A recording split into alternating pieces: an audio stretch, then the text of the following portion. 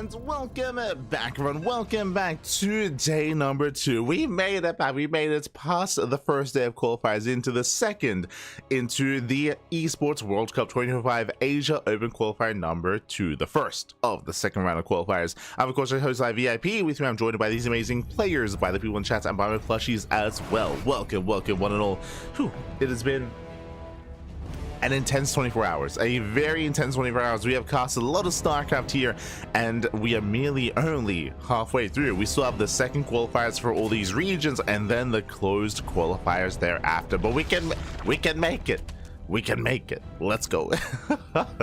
Till then, though, we are jumping into our fresh best of 3! Exclamation mark be in the chat if you guys want to have a look back yourselves. The bracket is live. The bracket is stacked, and if you're in the chats, it's Gamba time. Predictions are open. Place your bets on who you think will claim the series. This morning, in the bottom left-hand corner of ley lines, we have the Chinese Zerg player, the blue Zerg representing Team PCEC. It is Nanyu.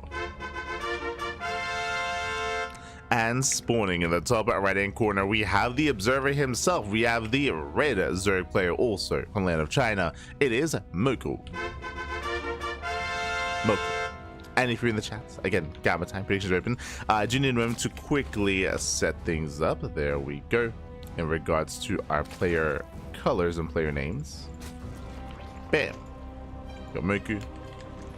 And I do have Nanyu as well. Beautiful, beautiful. So here we go. We're stepping into the ring here, stepping into our first matchup in our first ZVZ. Again, shout out to those working behind the scenes, the admins and the organizers of the tournament, because this time a smooth start here. No crazy 30-minute wait time, nothing like that. Got the handle on how to on the seeding on the website itself, on any kind of issues, and only smooth sailings from here on forward. You do love to see it. We do appreciate the work behind the scenes as we are now getting into our ZVZ. So far, Hatch Gas Pool, thankfully, everything's looking standard, everything's looking normal, everything's looking as it should be. There's no crazy early gas or early pool timing, not yet, not in this ZVZ. Stepping into this ZVZ, I do rate Moku quite highly. We actually featured Moku yesterday. Did feature him yesterday, and he did relatively well for himself. Did get knocked out, and didn't quite qualify for the closed qualifier, but did make a deep run nonetheless, taking down Dash, of course, in that initial round. But we'll see. We'll see how he can compare to Nanyu. I'll be honest, I haven't casted Nanyu in a very, very long time.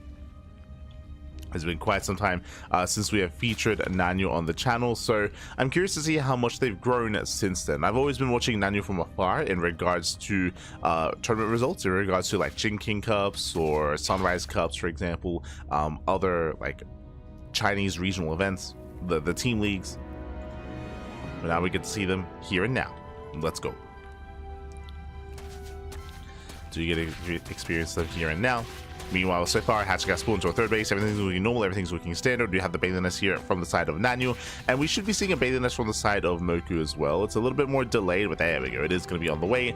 We do have some slight timing variations here, but outside of that, everything's looking as it should. We do have the slightly faster nest for our blue Zerg player, but outside of that, everything's looking as it should. I say that for now, we're still droning up. We have a handful of extra links on the way here for our Zerg player. Oh my god, as we do go for a mass extractor trick.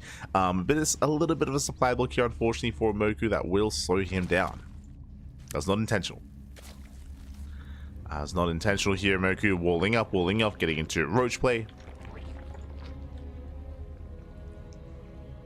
He's getting into roach play.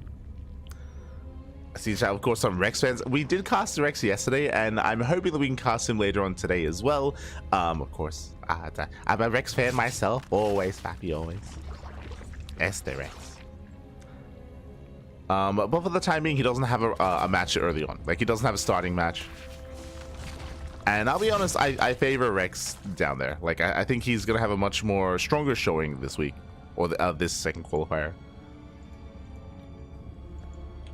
I think he's in good company down there. So don't you worry. Don't you worry. He's got you. He's got you.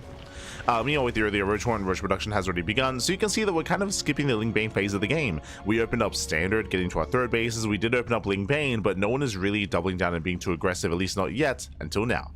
We're going for the all-in.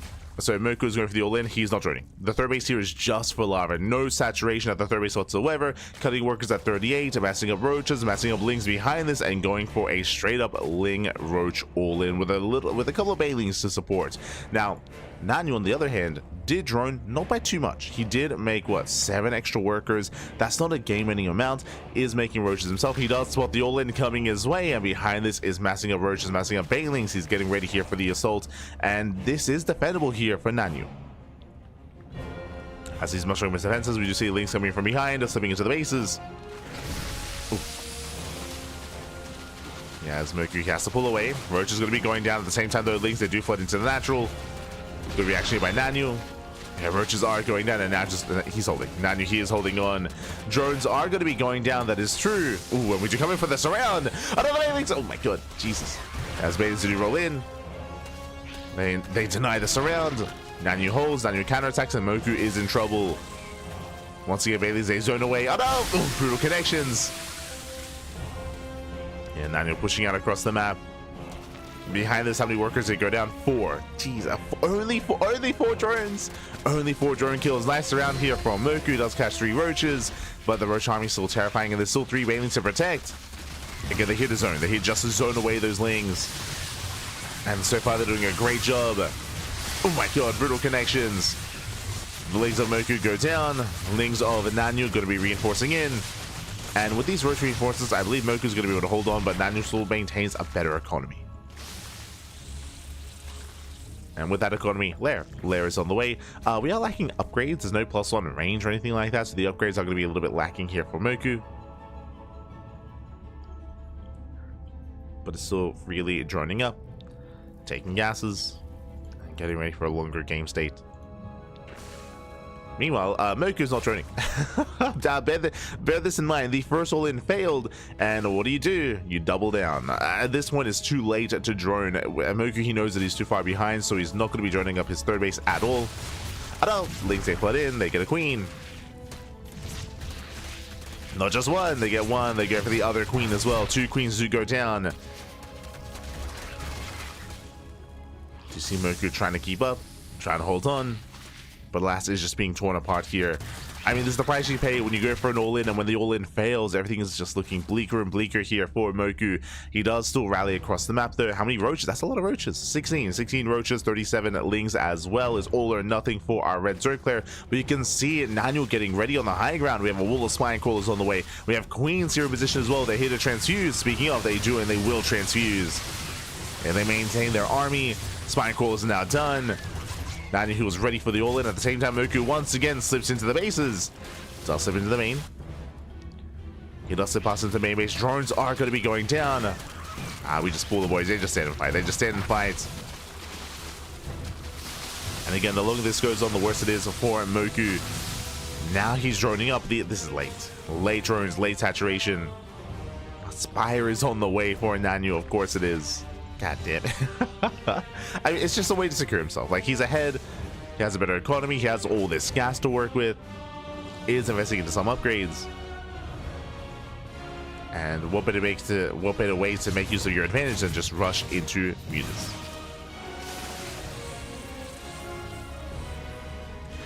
For the side of Moku, it is looking quite bleak here. The soup does lie. Basically, you can see here the supplies are quite close, and the worker supplies are quite close as well. But the reality is that Nanu has been mining more for longer. He's been mining more. He's been on a higher worker count for a much longer time, so he has a better income. He has, of course, a larger bank to work with. He has had more to work with in general. That's why he can afford the Spire. That's why he can afford the Muta Switch. And the Spire is just a really strong way to gain map control, to potentially cripple the economy, and to force your opponent to react. Force them to respond.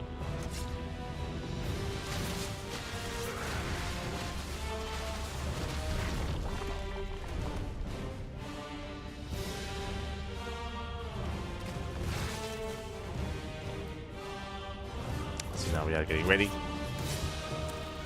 We have tunneling claws on the way.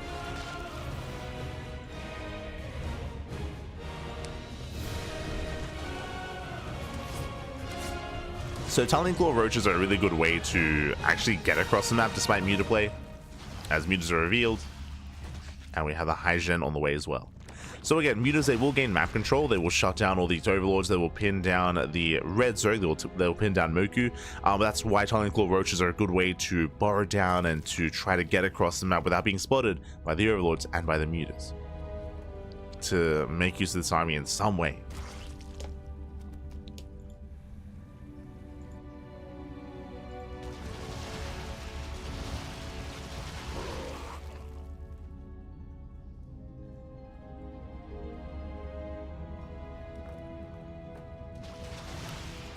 As they hunt out overseers, they supply block Moku. They don't quite commit into the bases. Spores are now done in each mineral line. The Queen Cannon's building up.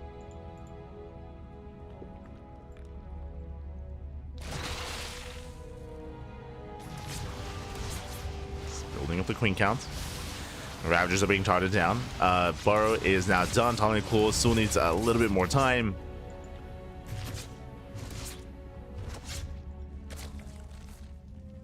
We do want to hide those roaches. You don't want to reveal Burrow yet.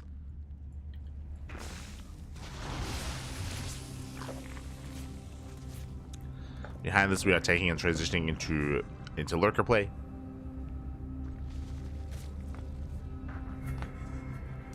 Actually, into lurker.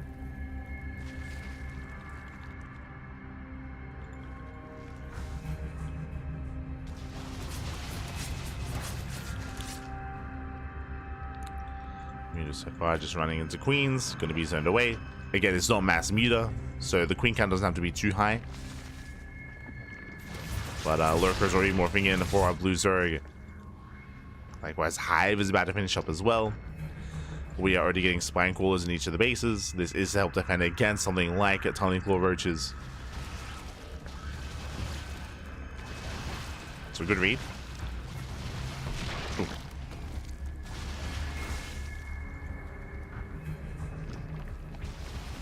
Good read so far.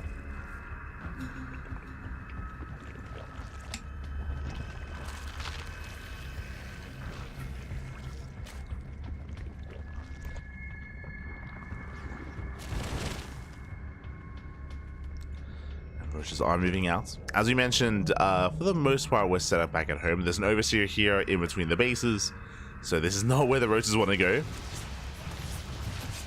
As there's a spine for us waiting. Again, Nanu clearly has played against Moku before, or clearly has just been caught off guard by Tunneling Claw Roaches. And roaches are revealed.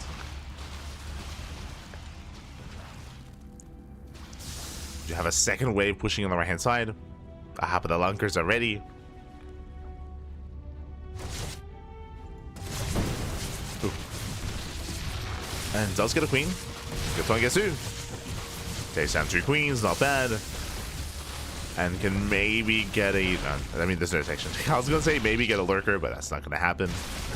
Roaches, they bust into the middle line on the right hand side. Likewise, the center base is going to be going down as well. So that's a kill, not a cancel. Now, with the game slowing down here, we have a really interesting dynamic. So what I will say is that the Hive and the upgrades are in favor of the blue Zerg. That is true. And the blue Zerg player does want to trade out these roaches and make more lurkers. Alright, not bad. Nanu is trading. But Nanu is staying on a low drone count. So you can see here, 58 workers. So a very low drone count here for Nanu. Doesn't mean that the army is going to be larger, but it also means that in the long run, he will have a smaller bank. He'll have less to work with. Likewise, I would say, overmake Hydras. 20 Hydras just popped, and we don't need Hydras, we need lurkers. Viper's gathering energy. Now, Vipers are the end-all be-all here of ZVZ late game. What Vipers entail here are abductions. They can abduct, they can break these siege lines, they can blinding cloud. They have a counter to the lurker. And how do you counter Vipers? With Vipers of your own. So in like proper late game ZVZ, like late game, it turns into not lurker versus lurker. It turns into Viper versus Viper. And you typically have like 12 Vipers. You have like 2 groups of 6. And then you like have your first group coming in, and like you abduct, you you abduct, you parasite bomb, you try to shut down the Vipers of your opponent, and then when that gets dealt with, then you have your second group of Vipers coming in. Like, it's not only going to split up your Vipers into multiple groups. If we get to that game state, I'm getting ahead of myself because again, Moku isn't there. Moku's not there yet. Moku's just fully turtling up on Spore Lurker.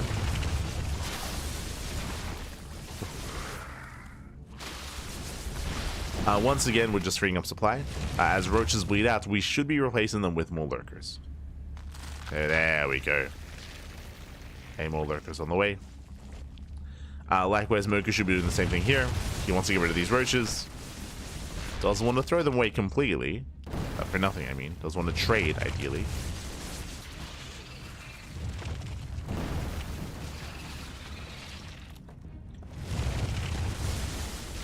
Moku does push forward.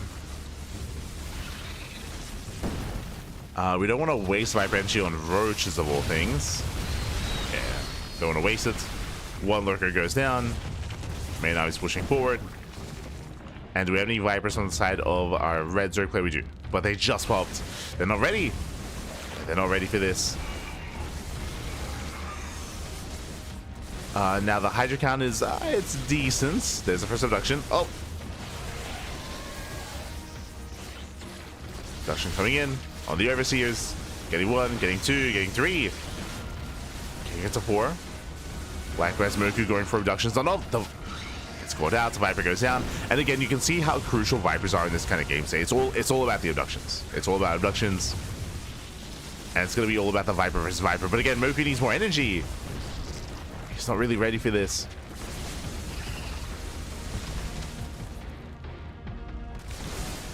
As Nanyu has just been more efficient. The Overseer goes down.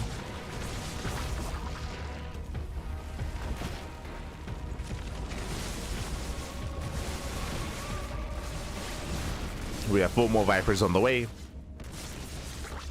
We have 11 Vipers so far here for Moku. I mean, the Viper count is solid, but the energy is just... he needs more time. He needs time to gather energy more than anything. Oh. And GG gets called. Moku is just too far behind. He cannot keep up, and Nanyu will take game number 1. Ooh, GG. Nanyu does take a lead in the series, does take the first game, and with that, is 1 game away from claiming this series and advancing on into the next round. Again, Moku, he winding it back. It all began with an all-in. Moku, he committed, he doubled down, went for the all-in off of a very low drone count. So was it like 37 drones? Yeah, 37 workers did commit, but alas, he wasn't quite able to do enough damage. The damage was not there. With that, he kind of petered out. He wasn't able to commit, and with that, we saw that Nanyu was able to defend beautifully and then just snowball out of control from there. After that initial defense, there wasn't really much else going on. Oh.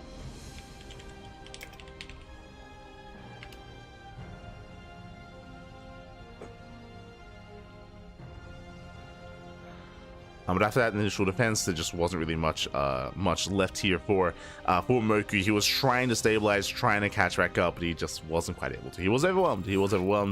Nanyu with a solid lead just teched up into Spire play, teched up into faster Lurkers, into faster Hive, into faster Vipers, and we saw again with a higher Viper count, with an earlier Viper count, you just dominate that ZVZ. You abduct everything.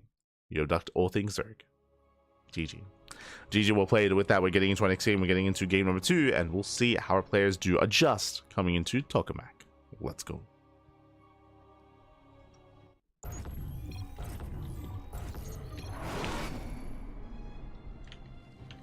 We changed places. God damn it. Okay. Hold on.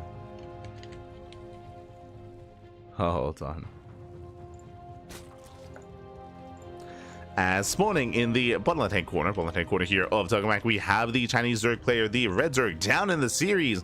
We'll see if he can bounce back. We'll see if he can force the ace match. It is Moku.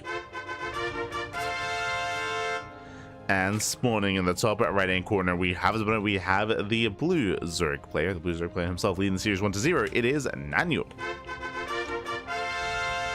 for PCEC.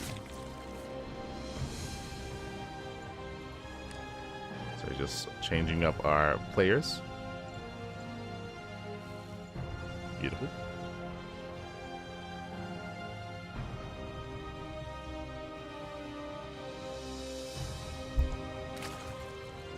Just adjusting as we do settle in.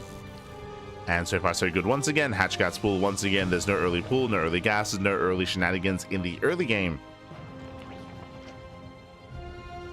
Standard openers all around.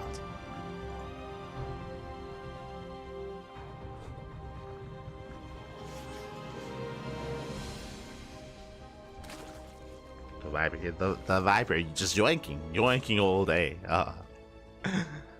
But yeah, late game ZVZ is something that isn't seen too often anymore. It was a little more prevalent in some of the previous map pools with more defendable maps and more extended long games. I recall Gressvan. We casted so many late game ZVZs on Gressvan, specifically featuring Dark. Dark, he would often just slow the game down and just embrace the late game. We've seen many like a Dark versus Scarlet or Dark versus Shin, or Dark versus Solar that did lead into that kind of Viper versus Viper late game with like 15 Vipers for both players. It was crazy.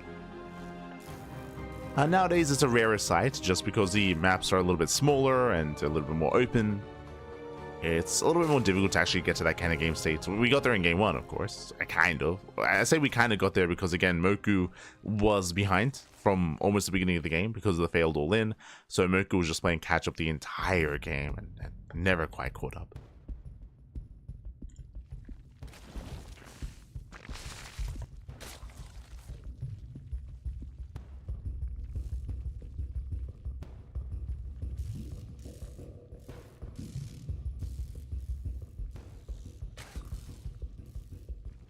Griefing the caster. True. Smudge.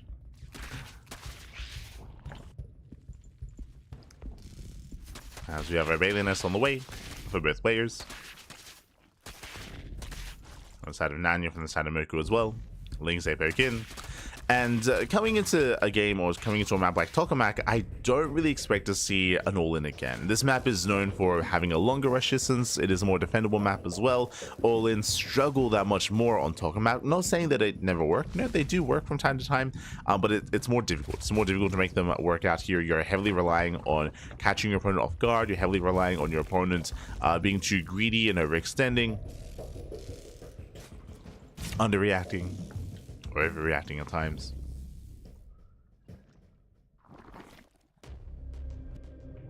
So we'll see. This time we should be joining, is what I'm getting at. This time I would imagine the Moku's going to be joining up. For now, getting some Zethu Bailings. We have 12 Lings in production. Oh, guys, he's going for it. Never mind.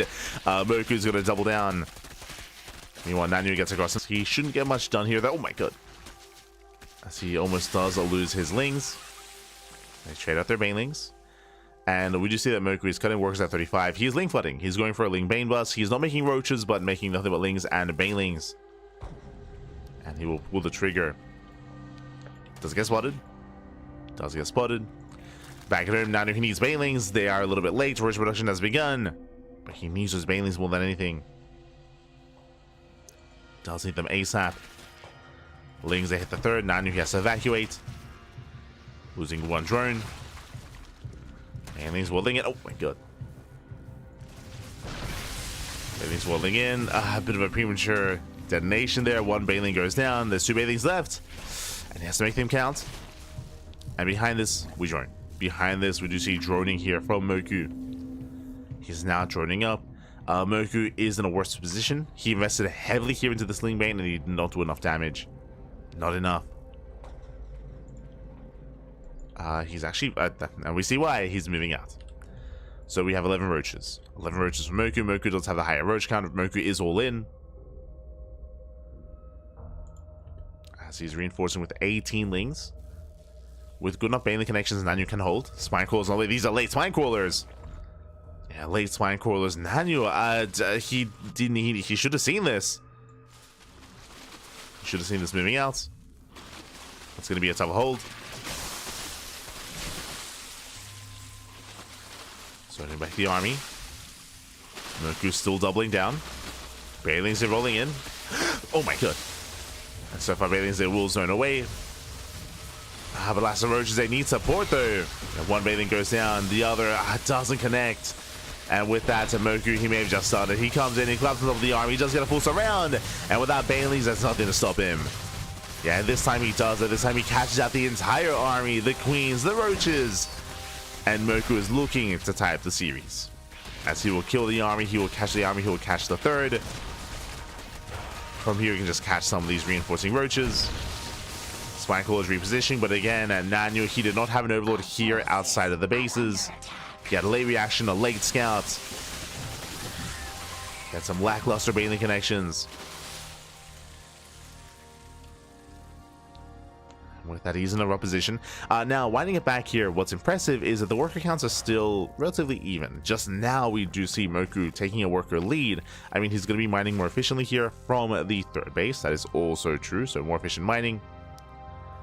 What does Nanyu have? He has +1 on the way. It's about to finish up. There's going to be an earlier +1 timing and an earlier roach speed timing. That's all he really has. All he really has here are these 2 upgrades.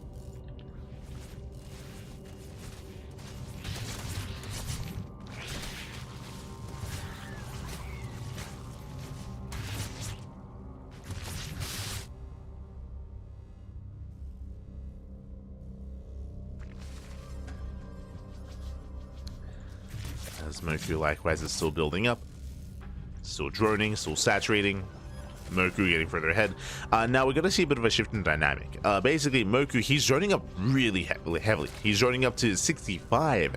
He's getting up to full 3-base saturation. Meanwhile, Nanyu is not droning. Nanyu is doubling down and going for an all-in.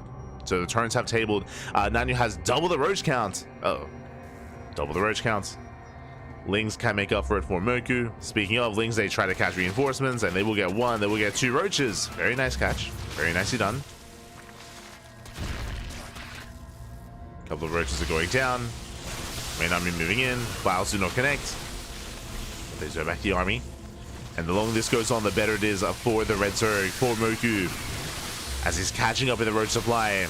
And he's caught up. Yeah, this one he's caught up. Gets a full surround. And Moku, he will shut this down. As Moku, he's up 20 workers. And now he's also up in army supply. Like, there was a window. There was a small window in time. But alas, reinforcements, they go caught by Zerglings. Likewise, Zerglings did a great job here at just tanking. Contamination here on the main. Let's go. Does a late borrow. Tumbling claws on the way. Nanyu getting desperate. The only way he can win is with some shenanigans, whether it's muted play, whether it's tumbling claw roaches.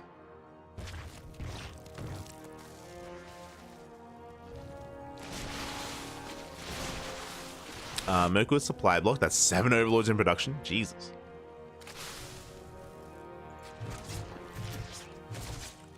That's a lot of overlords.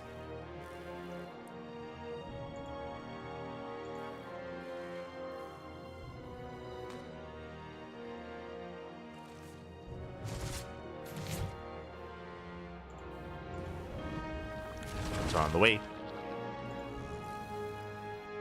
And from here, we've been here before in the sense that Nanyu, his goal here, his only hope, his only chance is for Moku to make mistakes.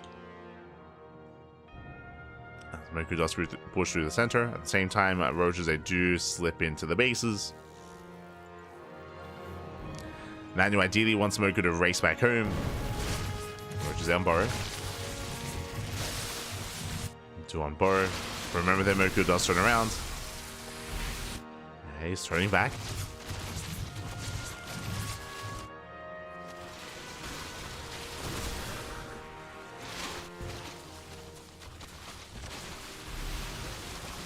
It does turn back. Likewise, that doesn't really get much done though. I mean, he does force back the army, he does get a couple of drone kills. But Moku still has a worker lead. Here his main army is lacking though. Nanyu, not taking a bad fight. Trades relatively well for himself. Mutation complete. As he's just healing up.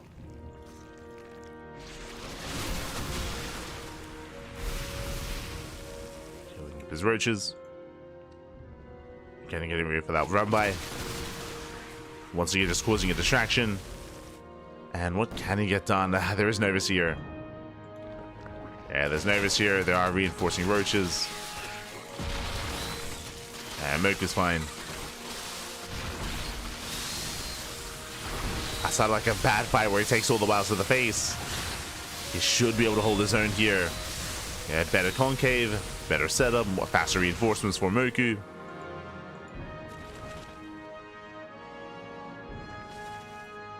That's moving in.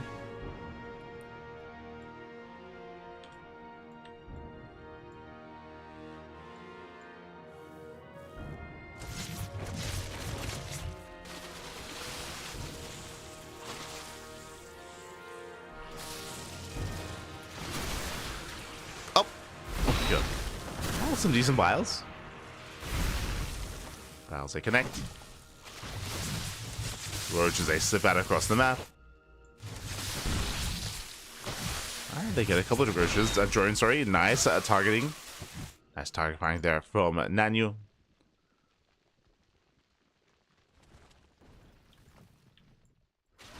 And here we go. Very good going for it. Oh.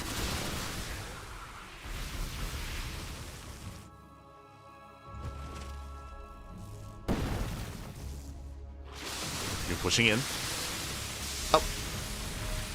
Likewise, Zombar is here on the left-hand side, catching Nanyu off guard. And Moku, at this one, he should have done it, as this base has got to go down. There's no saving it, no saving the third. Moku getting on 4 bases. Nanyu does take a better trade here towards the end. Oh no! Oh my god, the wilds connect. Does punch the Ravagers at least, and is completely all in. At this one is all. Oh no! At this one is all in. Rushes a bar into the bases, into the natural, into the main. And Nanyu just has nothing left. There is no economy. 37 drones.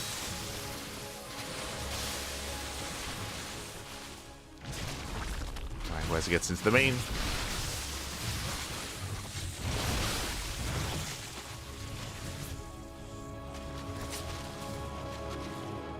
Nanyu actually has a comparable army. Technically, Nanyu can go for an all-in and just go for a massive counterattack and potentially end the game with that. Catching out a lot of roaches. Yeah, a lot of roaches are going down. Nanyu healing up, but back at home, Nanyu will lose everything is the problem. Bases are falling, structures are falling specifically. Oh, ooh, wow, it's a crazy army. Nanyu going in. Nanyu can win this fight. Once again, oh no! Oh my god. Valse once again grace. Roachhorn goes down. Nice pick up there by Nanyu. Chasing out what little is left. And now going for the mineral line. Meanwhile, back at home, it looks like Nanyu's defending. No, wait, Nanyu's coming back? No shot. No shot. The Wilds connect once again. Voids are being pulled. Nanyu completely all in. Avoids the Vials. Let's go. He's being overrun. This is being overrun. Yeah, the surround is brutal. And Nanyu will lose everything here. Not without targeting down as many roaches as possible. As it all settles, Nanyu still down in workers. But Nanyu does defend back at home. No Ravagers left. Okay, army supplies are neck and neck. Okay. Yo, I believe in Nanyu. Swankle is still repositioning. Diving the army. Oh, the Lings are, yeah, the Lings are coming first around. The Zerglings, exact. I mean, it's all that Moku can make. We'll surround. He will look down the roaches. Extensive losses here for Nanyu. Nanyu, he can't afford this. GG gets called, and Moku, he will tap the series 1-1. We are going to the ace match. Whew. GG. GG, well played. We are getting into the ace match here. We're getting into game number 3 and get a very, very intense end of the game where Moku had a massive lead for so long, but Nanyu, thanks to the talent called Roaches, thanks to the counterattacks, thanks to, I would say, the better trades overall, he was able to catch Moku out. Unfortunately, despite that, Nanyu couldn't quite close it out and couldn't quite snowball into the win. It was close though. It was close. He fought his heart out towards the end, despite being in such a rough position for most of that game. Did fight for it. GG. GG, well played. With that, we're going all the way to game number 3, and we'll see how this story ends. Does this go the way of Moku? Does this go the way of Nanyu? Let's go. Here we go.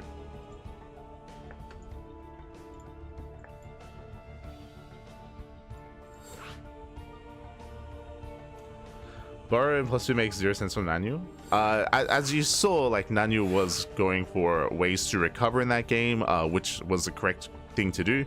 As in, there are other ways to do it. You can go for drop lords, right? You can go for drop lords, you can go for tunneling claw roaches, you can go for baneling waddle buys and baneling round buys. Like, there are other ways to try to recover, but that was the purpose, and I mean, it worked out quite well. Not just when it came to harassing, but also when it came to healing up his main army to actually take some, or to actually maintain himself and be as efficient as possible. Unless you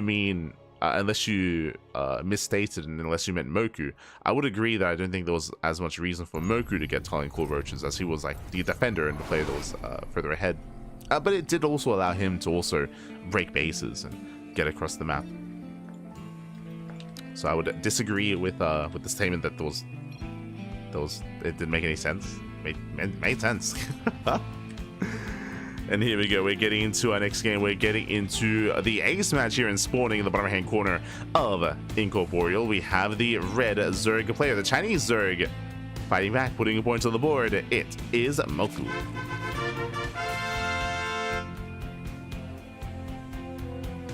And spawning in the top left hand corner, we have the blue Zerg player, himself, the Chinese Zerg, being forced into the ace match. We'll see if we can bring it back. It is Nanyu.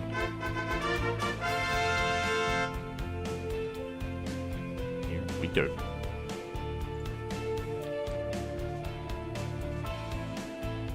Seems to be a bug in the observer program. No longer shows the killed worker count on the side. As is stated in the chat, we are not. This lobby currently is not being hosted by or on GameHeart or Observer Plus. So we have to count. We have to count how many workers go down. We have to count that. As from here, you have our openers. Hatch gas pool all around, a standard opener, standard play so far.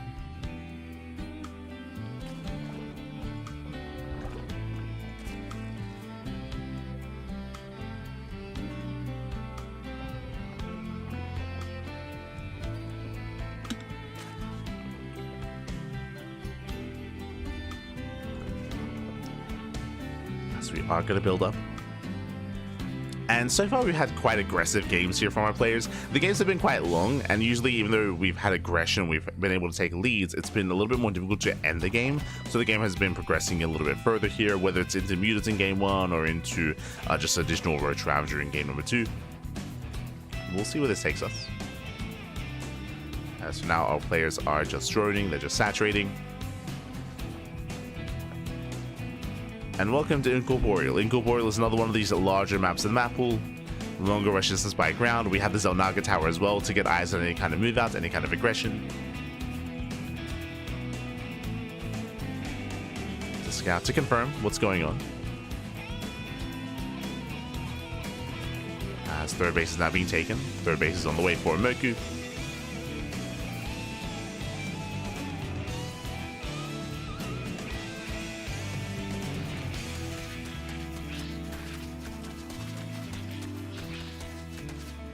So far, everything looking as it should.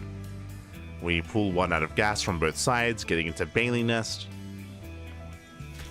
And we haven't really been staying or sticking with Ling Bane aggression for too long in either game 1 or game 2.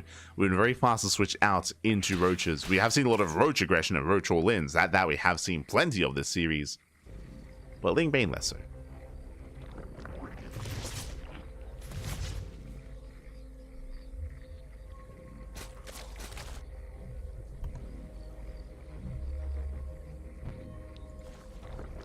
Here we go.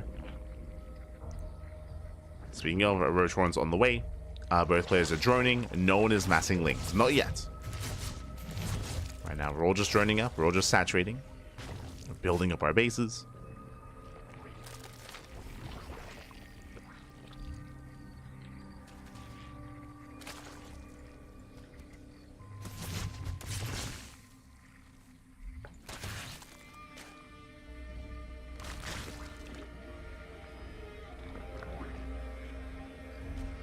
And I want to say that this is the most passive start that we've had so far in this series. Like, typically, whether it was Moku in Game 1 or Nanu in Game 2, we've seen players cut workers. Oh, I spoke too soon.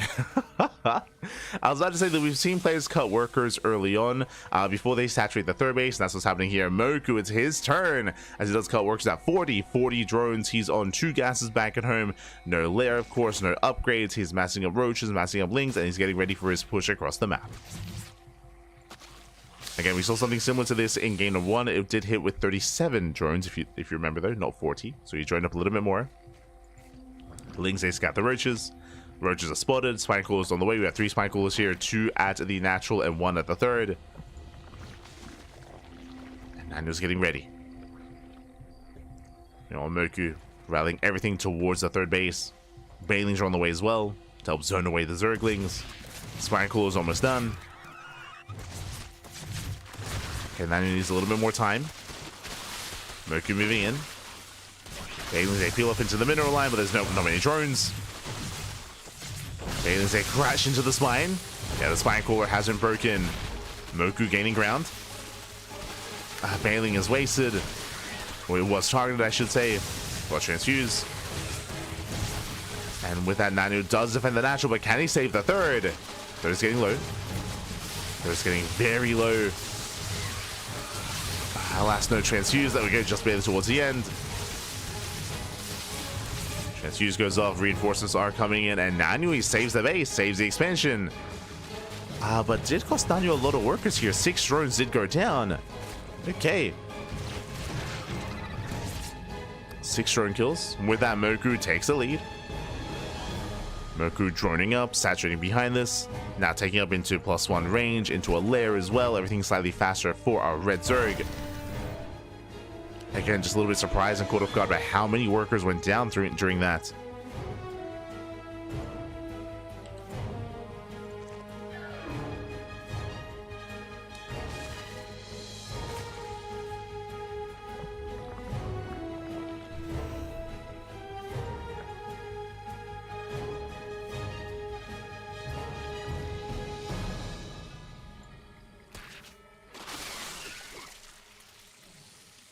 Now Nanu keeping up, maintaining his 2 bases, at least trying to redraw and resaturate. Moku still just maintains a lead, is getting up to 60 workers. And Moku getting further ahead, and Nanu's on the back foot. It's going to be on Nanu here to recover in some way, to go for an all-in, to tech up in a different direction, to go for, once again, either tunneling claw roaches, drop lord play, muta play. There are ways to try to catch up and off guard, definitely. But it is not going to be easy.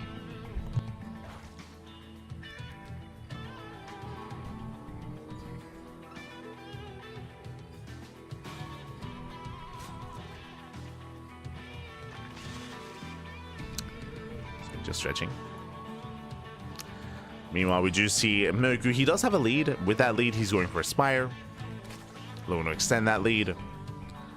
Meanwhile, we do see that Nanu, he was droning up a little bit less. He does have a larger army as a result, but not by much. Not by much. He's still trying to redrone. Supply blocks. Aye. Now is not the time. And Nanu falling further behind. And it's all thanks to the early push. Didn't kill the third, but did cripple the economy.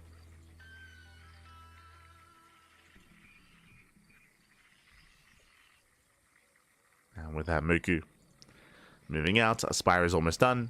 Moku hasn't been banking gas, which is interesting. He hasn't been banking up for the mutas. Not like we would expect. Nice concave. The last Moku is going to be broken. Lings are coming from behind. Oh my god. A little bit disjointed when it comes to this attack. And Nanu will hold. Yeah, cleans up all the Lings. Does break out. Spire is complete. Where are the mutas? Where are the mutas? It's gone. Like that. Now would be the time. Or just before this even. As roaches they break out. Because the fight did go poorly here for Moku. He has to rebuild roaches. Does need to build back up. There we go. Hydrogen's on the way. Nanu scouted. Nanu did scout. Is now where the Spire. and now has more time to react. Muta production now has begun, but these are late mutas for Moku. He's droning, saturating the mutas that will give him map control, that will hunt down some of these overlords, that is true, but outside of that, they're not going to get much done. Yo, shout out to Sephiroth. Ga, papi, ga. Fala, galera. Este es Sephiroth. Bom dia, papi, bom dia. Good to see you. Hope you're doing well. As mutas they get across the map, spores are barely not done in time. Getting into the main. But again, because these mutas look so long to get out, to get up and running, to get out, I mean, there's already Hydras on the way. And Nanu is recovering. Is recovering. Bearing in mind that these mutas are expensive, and so far they have not paid for themselves.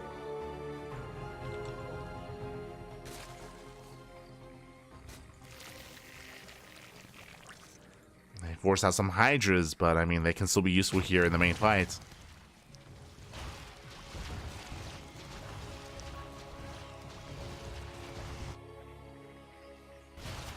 A couple of Hydras have arrived. Oh, they do punish the mutas.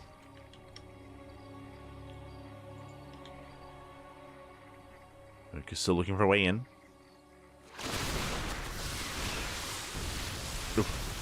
Baozu connect. Moku does get into the mineral line. He gets, what, 3 drones? But he's going to lose the main fight here. He bleeds out so many of his roaches. Roaches that get punished. Nice body blocking here by Nanu. Catching out so many more roaches. And for the first time in a long time, Nanu takes a supply lead.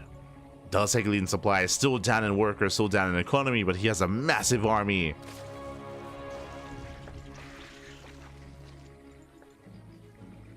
And Moku is in trouble. Moku still has the better upgrades, thankfully. Building up his Roach Ravager. Oh, but speaking of the Ravagers getting caught out. Does try to zone.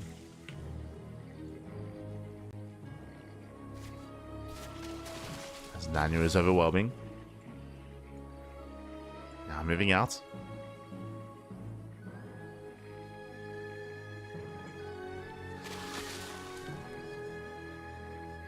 See Moku looking for a way in.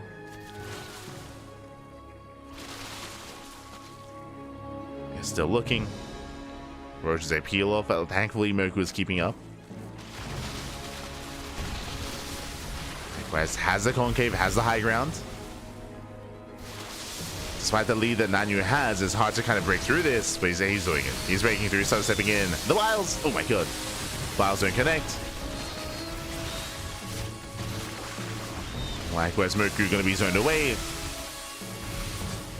And looks like he has done it. He has broken the third. The base itself is low. File's going to be connecting.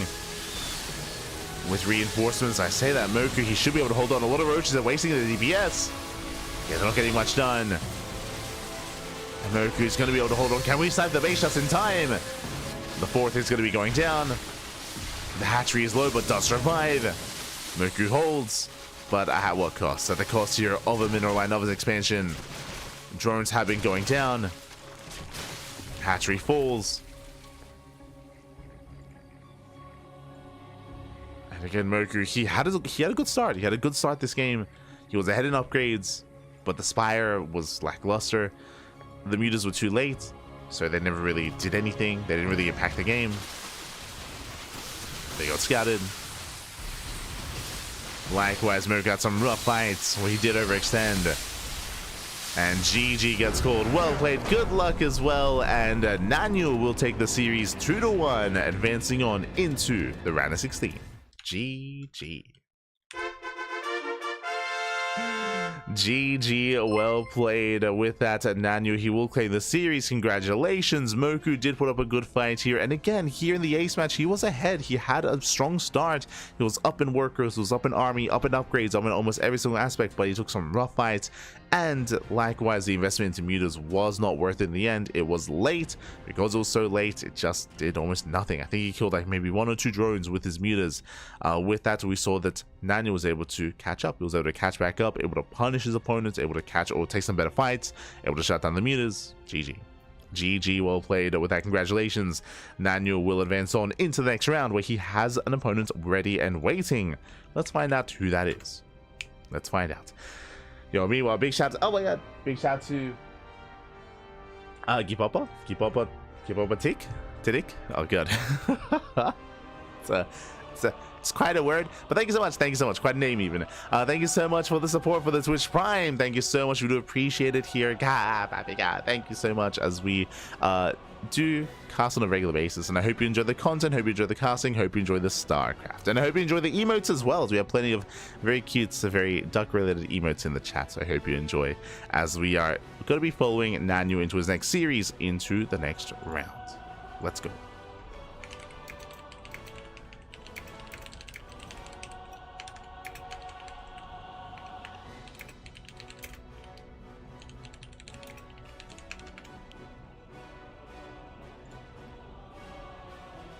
Here we go.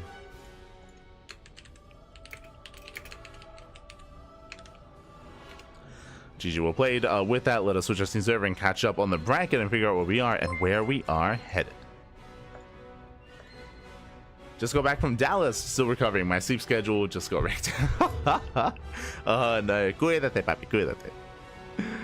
But yes, hope you had a great time at Dallas. Hope you had a great time there with all the other admins. Hard at work. Thank you so much for all that you did as well, Sepirofe. Thank you for your hard work in the scene.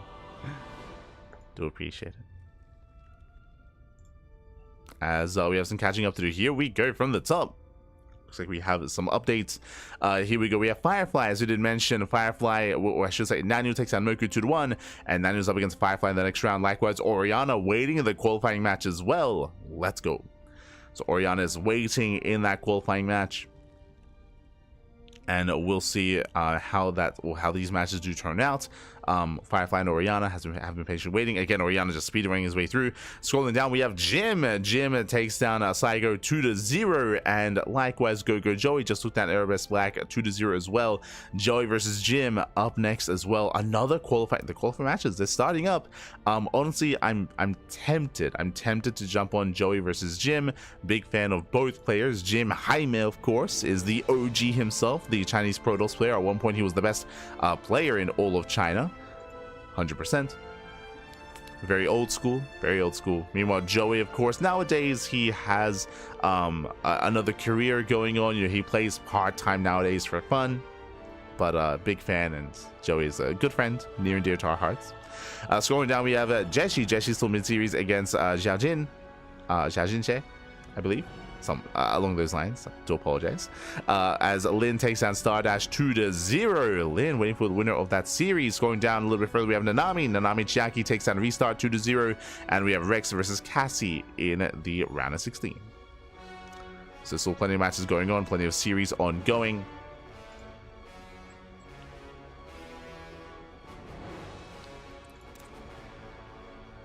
And let's figure out where we're headed.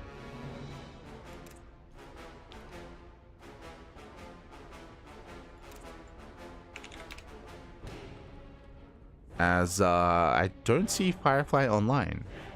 Ooh. Hopefully everything's okay. So what we should be following Nanu into Firefly. That should be our next series. But there is a chance that Firefly is MIA. It's missing in action.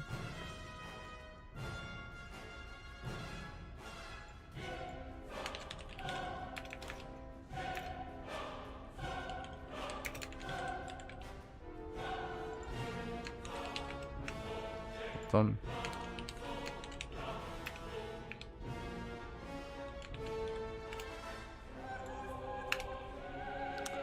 If that is the case, then we might jump into another city. Yeah, we got him.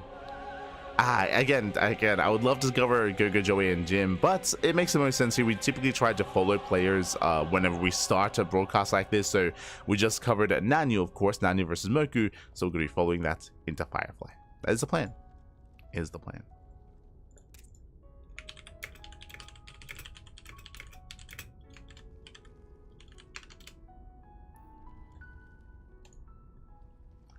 Here we go.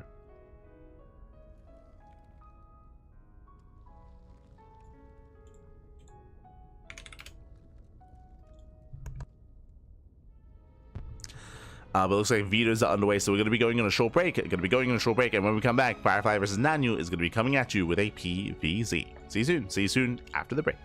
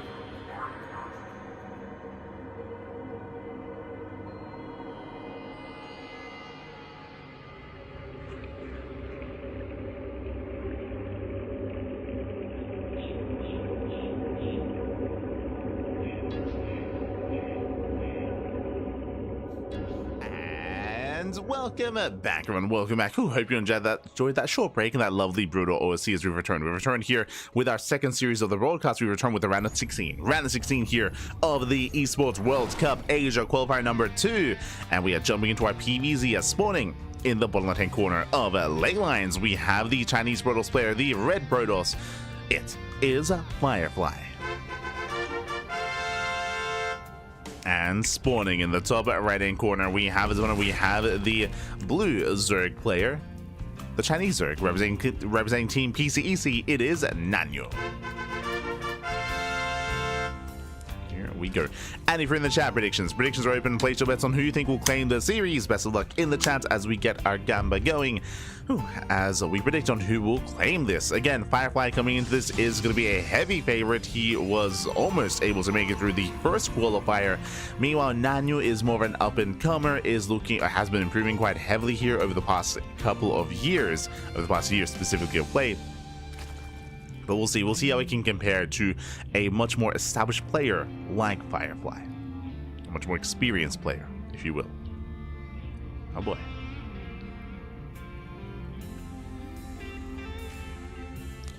As Firefly does move out.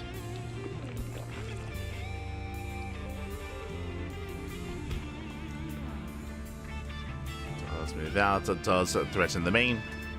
I say threaten, just gonna be disrupting some of the mining. We do have a standard open out of our Zerg player hatch gas pool. Nothing crazy, nothing wild. And a Firefly is one to mix things up. He can play standard, don't get me wrong, but often he does like to have his own little quirks and little changes, little adaptations here when it comes to PvZ.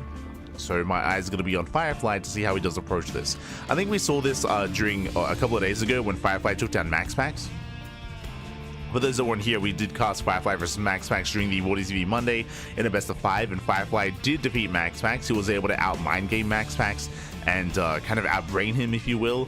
It was a really fun, really dynamic PvP, and Max Packs just had a really hard time reading Firefly and understanding whether he was all in or not, whether he was committing or not as well.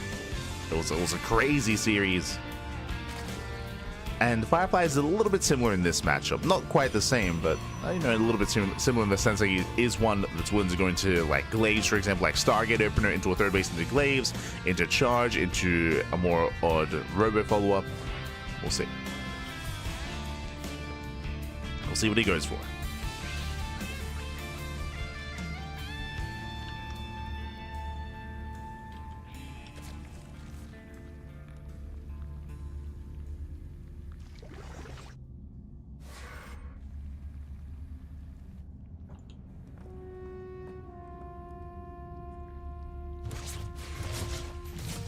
Bum dia.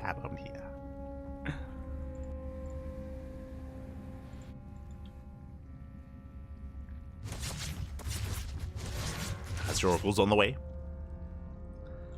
Likewise, Firefly will expand. We'll take the third.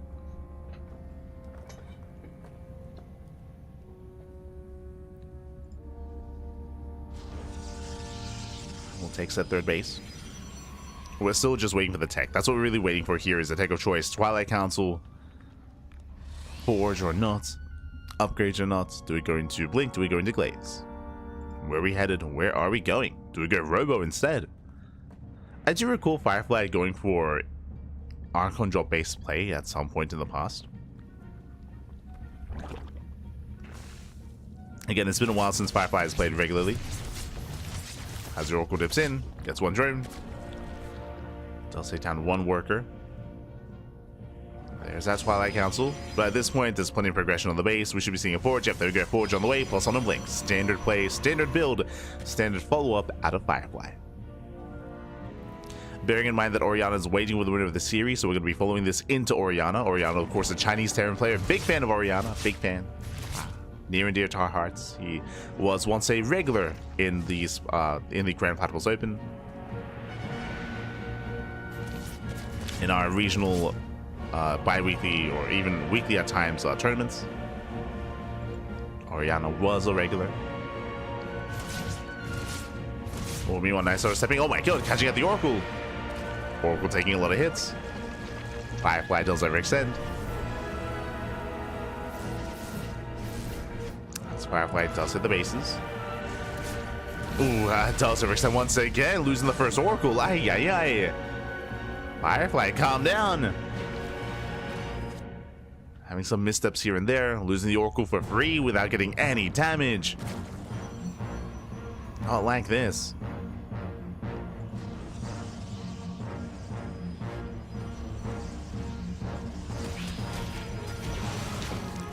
As Zerglings that back in. Behind this extra gateway is going to be on the way. Building up to 6. Still looking relatively standard here. I say relative. We'll keep an eye on the probe count. We'll see if we do move out with a worker to get a proxy up and running. Okay, going for the Robo. Going for the Robo. We should be seeing gases taken momentarily, I would imagine, to get ready for another expansion, a 4th base. So we're going to get a probe. Bad start.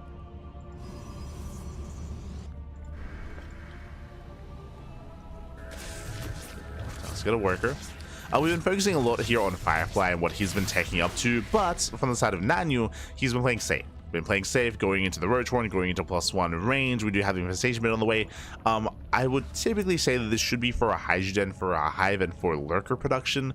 But again, I haven't really seen much of Nanyu's EVP as of late, so I don't know if he's willing to go into something crazy like Swarm Host, for example.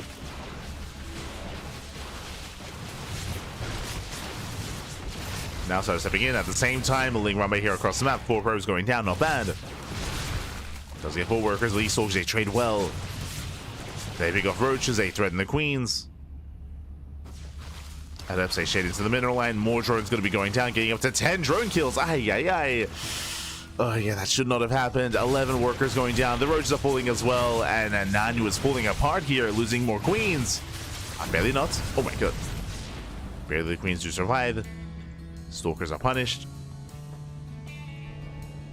Behind this, the Prism is on the way. How many gateways are we on? 6. Still 6. Now getting a 7th and an 8th gateway. Getting up to an 8-gate setup. Meanwhile, Hive is on the way. No Hydrogen here for Nanyu. Nice round. Very nice round. Looks down the army. Again, he's working on the Hive, and there we go. Now we have the answer. It is going to be for Lurker Tech. I was curious if it was just going to be for like link speed into like ultras or something, but no, it's going to be for lurkers.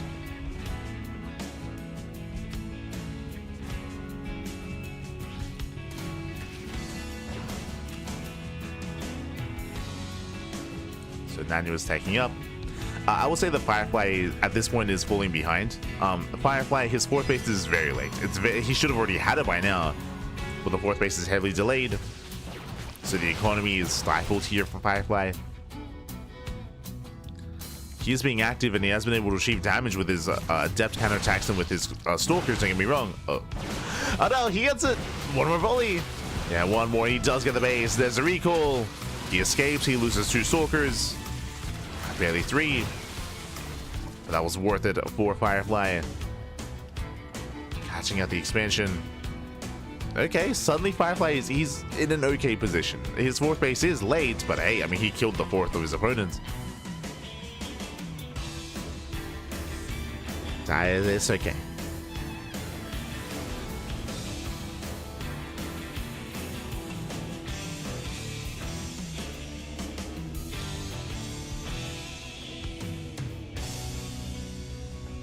Here we go.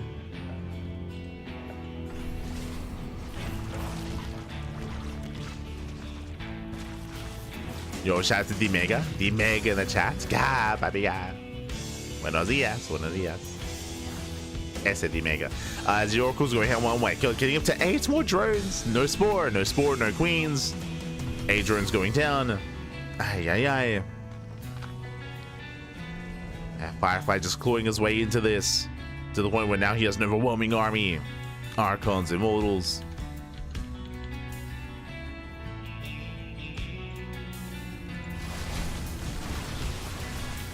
Likewise moving in. Breaks through the Roaches, and last Nanyu just doesn't have enough to defend it. There's 2 lurkers. 2 lurkers in position. Firefly does pull away. Observers with the main army, and with only 2 lurkers, he can just focus them down. There we go, he gets 1. Takes down 1 lurker. The Stalker is a little bit too far behind. Yeah, a bit of an awkward engagement here from Firefly, but he takes out the middle line. 21 drone kills. Zelsei busts into the natural as well, and Firefly does overwhelm. Firefly takes game number 1. Whew. GG. Does take lead in the series. Again, I would say that Nanyu had a stronger start. He had a stronger start. He was able to punish the Oracles. He was able to shut down the Adepts as well without them getting too much damage. But over time, the damage did back up. Even though Firefly was late when it came to his expansion, was late when it came to some of his tech, he was able to make it worth it by killing 11 drones at the 3rd and by sniping the 4th expansion. There were some key pickoffs there from Firefly that meant that it was worth it here to have otherwise a shaky economy. And with that, GG. GG, well played. Firefly does take lead in the series, and we'll see if he can extend that lead and claim the series, or if Nanyu can force the ace match. Let's go. Let us go. So we are getting into our next game.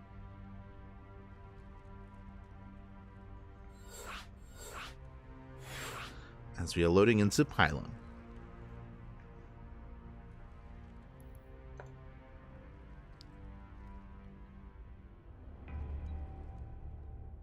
Sorry, I also just woke up. I went straight to bed after the Americas broadcast. And I think I got like 6 hours sleep, which is pretty good. It's pretty good, all things considered. Good sleep, 6 hours, and then bam, woke up just before the cast. Oh, and we're good to go. We're good to go. Good to go for another full day. Another full day of StarCraft. Let's go, baby. Let's go. I'm ready.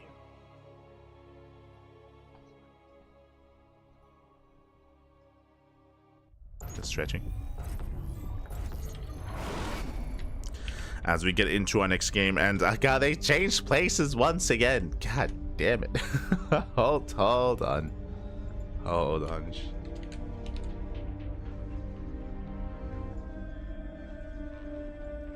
As spawning in the top left-hand corner here, Pylon, we have the Chinese Protoss player. We have the Red Protoss leading the series 1-0, 1 game away from advancing on to a qualifying match. It is a Firefly.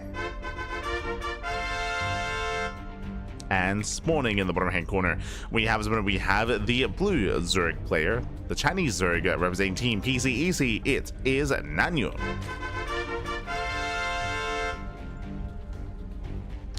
I'm watching on YouTube and chatting here. Ah, there you go.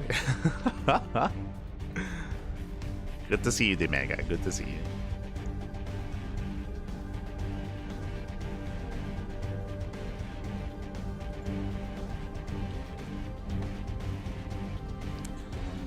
We are setting up. We do have our initial hatch gas pool. Once again, standard opener out of Nanyu. And welcome to Pylon. Pylon is known for aggression, is known for all-ins and early gameplay. Again, the rush distance background of this map is very short, very direct as well. And we could see Firefly be more aggressive. If you recall, last game we did have an 8-gate blink setup, but we took our gases. We were taking up into a Robo, into Immortal Production, into Archons. It was a little bit shaky, I would say, when it comes to the follow-up from Firefly.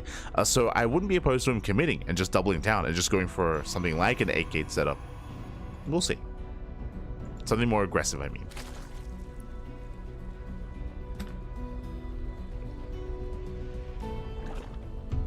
You ordered some food? Let's go.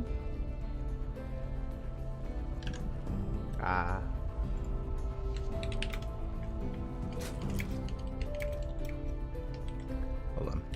Always waiting to cast the return of the Omega.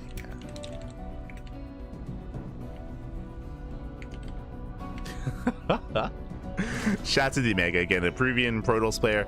I say Peruvian Protoss, living currently in Italia, living in Rainer's basement. For those that are curious, he is down there. Este the Omega. Yes, glad you're doing well. It's always nice to see you every now and then. Always nice, always nice. As of now, it is going to be the Stargate opener out of Firefly. It does go for the Stargate opener into his would-be third.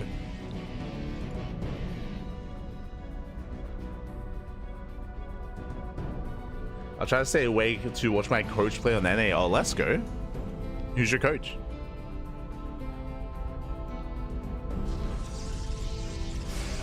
Trying to play at the old age of 29? What do you mean? You're still young, but you're still young.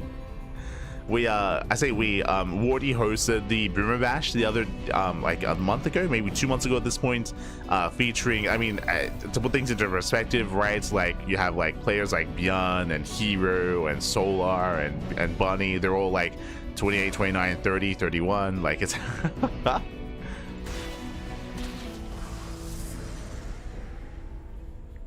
we're all old now, all old. Aye.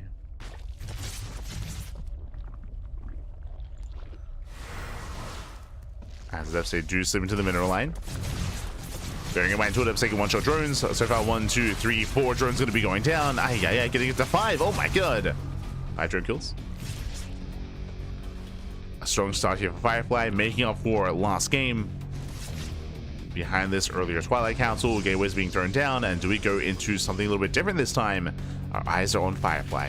Meanwhile, Ling's getting across the map. Meanwhile, back at home, there is the Oracle to defend. Lings are deflected. Firefly does hold. I don't see a Forge, but it is going to be Blink. Okay, so earlier Blink delayed Forge by Firefly. Now, this does mean that he can be more aggressive sooner. And the longer this goes on without a Forge, the more suspicious I'm going to become. As those Zerglings are deflected.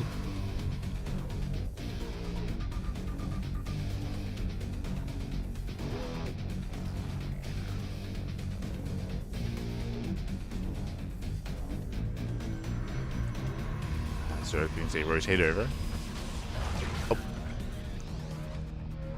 So far, Firefly is keeping up. And still no Forge, by the way. So we're expecting a gateway explosion. We're expecting to see just a bunch of gateways thrown down, and even a proxy across the map. Lack of Forge is a tell that we're not really thinking further ahead. Oh my god! Meanwhile, catching 4 more drones in between the bases. We do see that Nanu is trying to go into Ling Hydra. Does have the safety Roach Horn, but is hoping to skip Roaches and go straight into Hydra production. Meanwhile, what is the plan? So far, still a 4-gate setup. Now going for a much later Forge. Okay. Forge is on the way. But remember, Blink is early. Blink is earlier this game. Firefly moving out. Takes out an Overlord.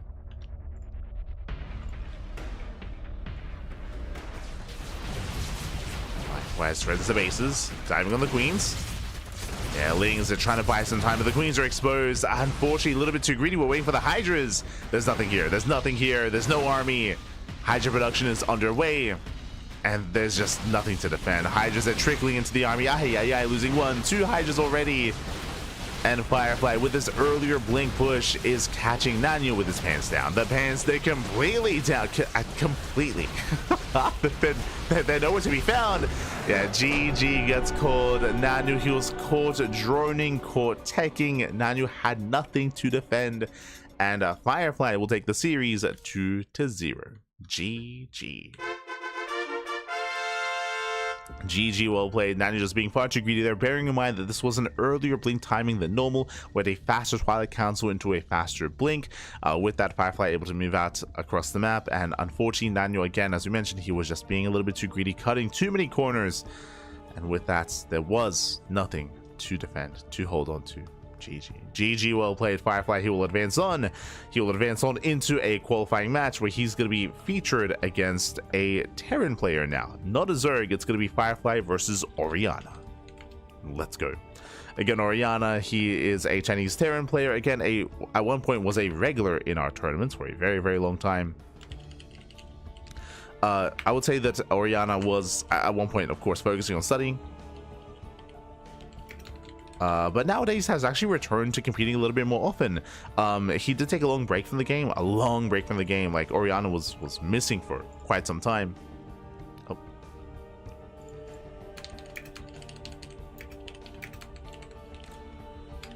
Oriana was missing for quite some time, but in recent months, basically at the start of the year, we saw Oriana return and start committing again, start playing more and more often when it comes to online regional tournaments. And with that, Oriana, he's back, he's in form, and I do think that Oriana is going to be a good challenge here for Firefly. Is going to be a good challenge. Let's go.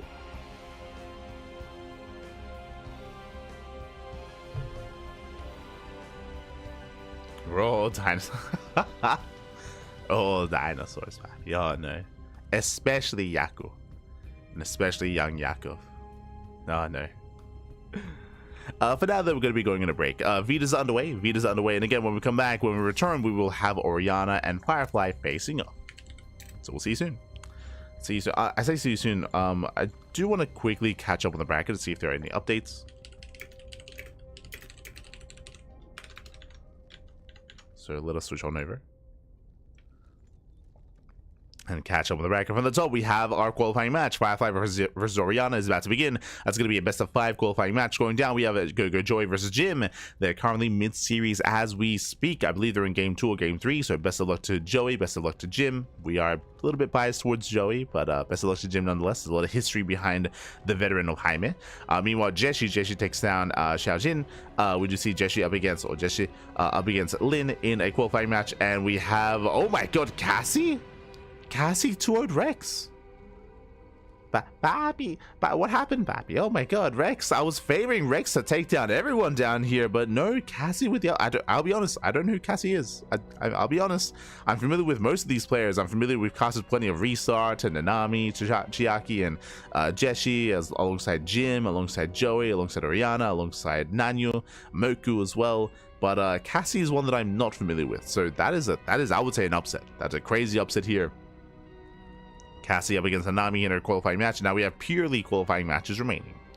Again, we're going to be going on a break. When we come back, we'll have Firefly and Oriana in that best of 5. See you soon. See you soon after the break.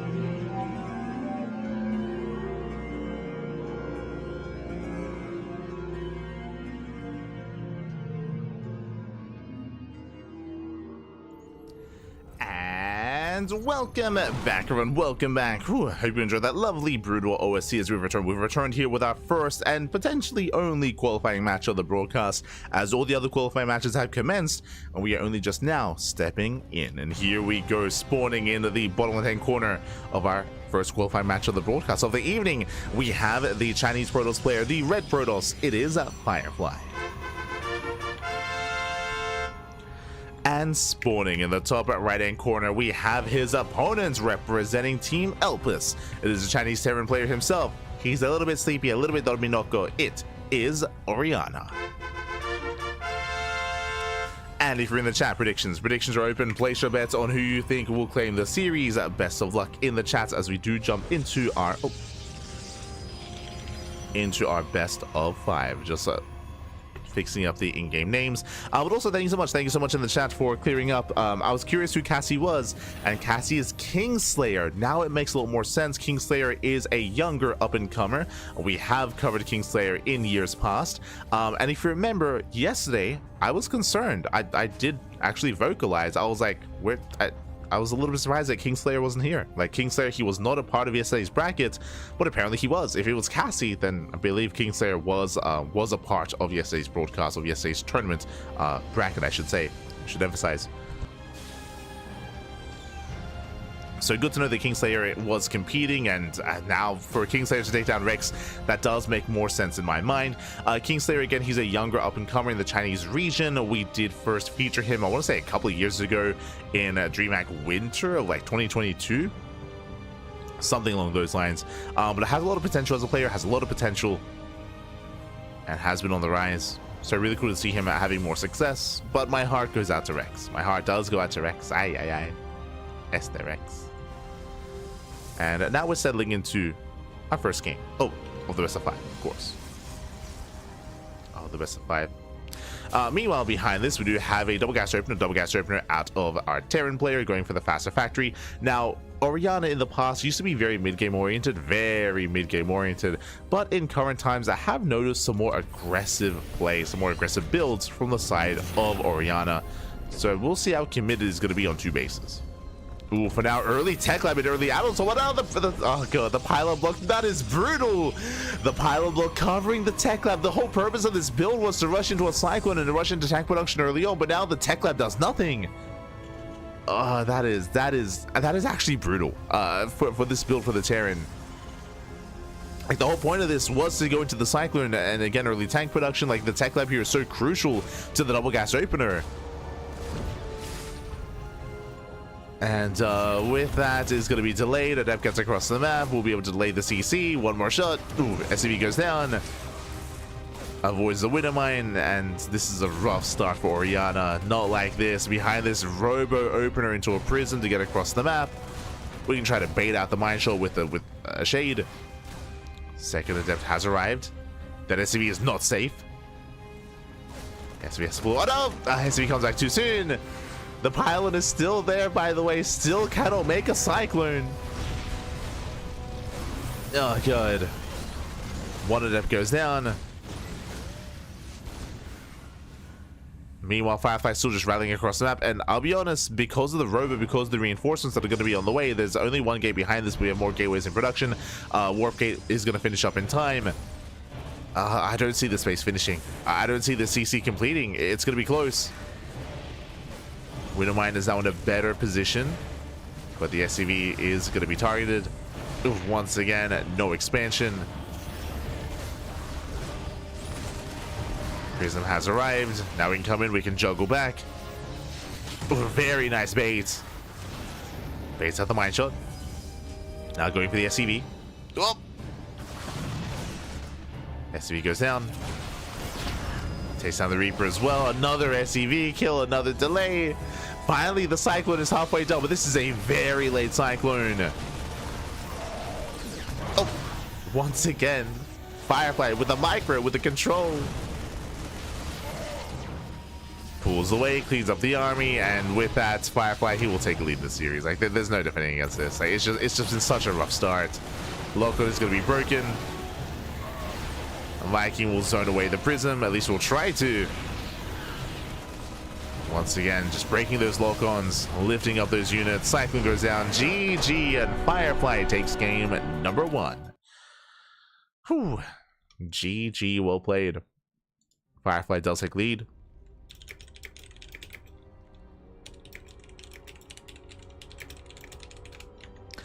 Does take lead in the series. Like, just again, a really rough start for Orianna. The game was almost over with that first pylon. To pylon block the add-on swap, to pylon block the tech lab specifically under the factory was insane, and it just meant that Orianna could never expand. He could never expand. He could never maintain control of the low ground. He could not build up. It was just a really shaky and just a really chaotic start there. And with that, Firefly takes a lead.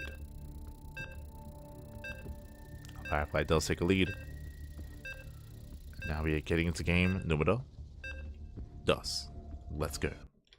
Now, I assume that we wouldn't have time to cover another qualifying match, but if we speed run through this series, then we might be able to catch another. It's possible.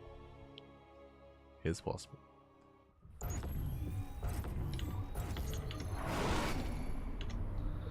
As spawning in the top right-hand corner here of Ultra Love, we have our Chinese Protoss player, the Red Protoss, leading the series 1-0. God, they changed places once again, baby.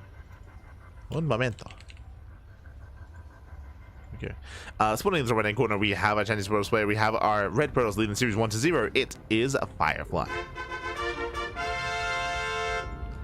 And spawning in the bottom left-hand corner, we have as opponent, we have the blue Terran player representing Team Elpis. Our Chinese Terran, it is Oriana. And I feel like game one, it was almost a bit of a disservice to Oriana. Like we didn't get to see what Oriana was made of. Like, just from the beginning, it was just, what could he do? He just had a really hard time getting to his own build, his own opener. The CC and low ground was just perpetually delayed and denied and just could not finish up, bleeding out extra units. And Firefly, of course, he just doubled down and just committed into that aggression, or leaned into it, I should say. Once again, double gas opener. This is going to be for a faster factory, a delayed CC. Once again, this most likely is going to lead into an early tech lab, but we could see an early tech lab on the factory into early cyclones. We could see an add-on swap into earlier Banshee production instead.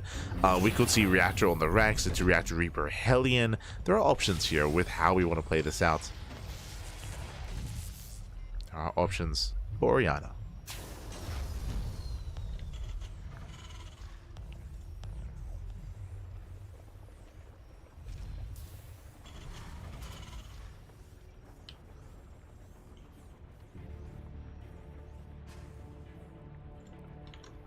Here we go.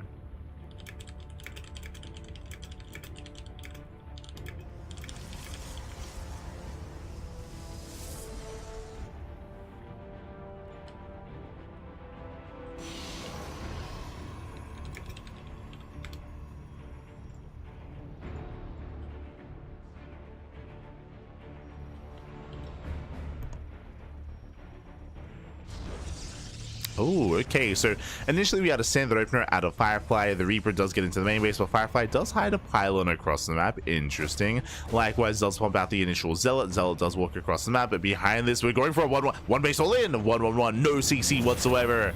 Yeah, Oriana, he just commits. He's like, you know what? You don't want me to expand? Okay, I won't expand. Oh, okay, does take a CC, but that is a late command center here from Oriana. That is a starport before CC. Very aggressive, very committed. As he does reveal Concussive Shell. Okay, Concussive Shell on the way. Marauders are building up. We have the initial Widow Mine. And what is the plan here? Do we go into Medevac, into a Marauder drop or Marauder push across the map?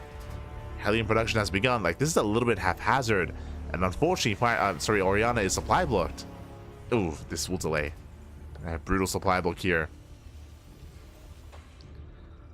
Yeah, big delay for Oriana. At SWC, we confirm, for the most part, yep, the 1-1-1 is where the late expansion. Behind this, Robo Opener once again out of Firefly. A very safe way to open up. With this, you can get an early Prism, or more importantly, early Immortal production. Against Marauders, that'll be ideal.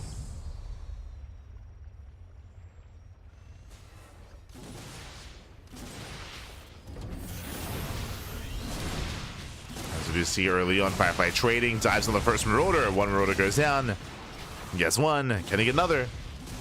Oh, baits out the mine shot. Widow Mine goes down as well. So far, the trades have been on point. Been on point here. We have a Liberty behind this as well. Boys being pulled in. Hellion is targeted.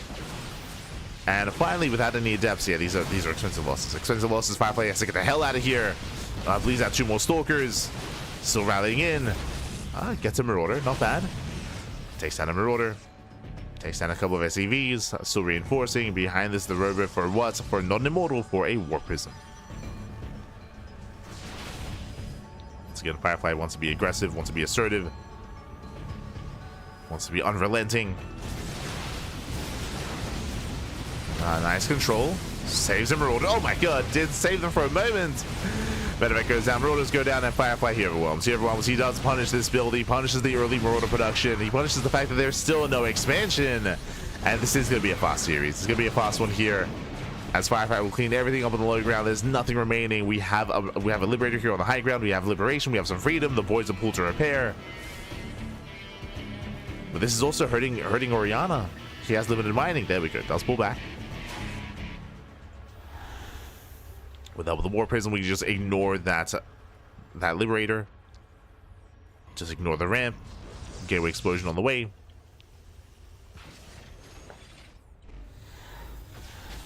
Firefly dropping into the main, going for the tank. Oh. Oh no, the tank goes down. Yeah, no repairs in time. Tank does fall. Likewise targeting that Liberator as well. Does get the Liberator. Oh god. The pickoffs are just too brutal. The tank, the Liberator, the medevac. GG gets called. The writing is on the wall. Oh no. I had my head in my hands. I wasn't even looking. GG, well played, and Firefly will extend his lead to 2-0. And Oriana, will he ever be able to expand? But he just, oh no. Will he ever get his natural up and running? As Firefly is one game away from claiming the series and advancing on into the closed qualifier. One more game is all he needs. Let's go. Let's go.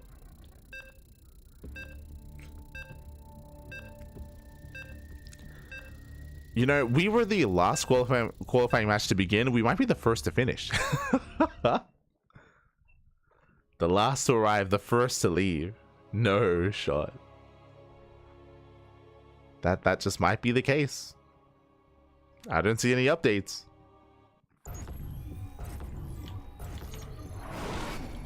And here we go, spawning in the top right hand corner here of Tokamak. We have the red Protoss player, himself, lead the series 2-0, one game away from qualifying for the EWC the Esports World Cup Asia closed qualifier. It is a Firefly.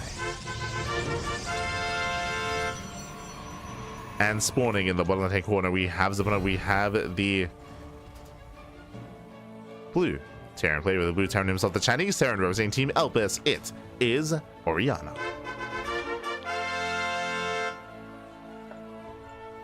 Here we go.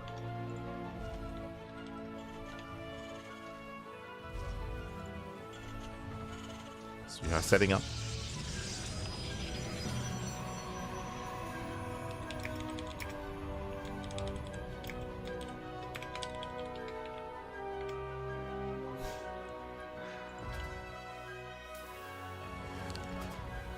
We are setting up and we are settling in, at least attempting to here. Do we expand? Once again, double gas opener, so faster factory, already going to be a delayed CC. Firefly has been having a lot of success with just aggressive responses here to Oriana. Just doubling down, proxy gateway, robo opener, just for the prism across the map. It's been crazy. Oriana just wants to play some StarCraft. Oh no. We'll see if he can. We'll see if he will.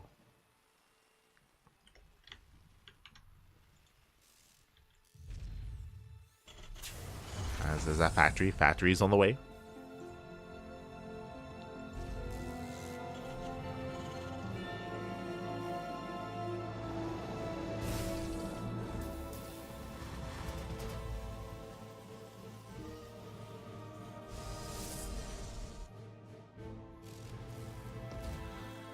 And from here, we should be going into an expansion and going into, I would imagine, Tech Lab first. The build that we tried to go for in Game 1. Maybe. Hello, Firefly. What's going on? Where are we going?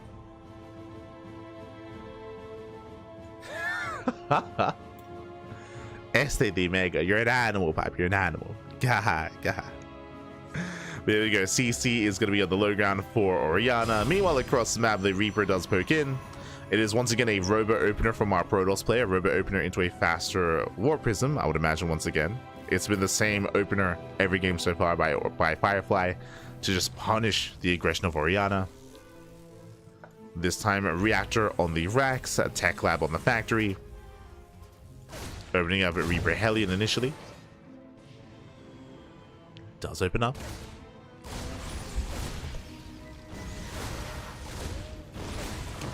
Ooh. As one of the Reapers does fall.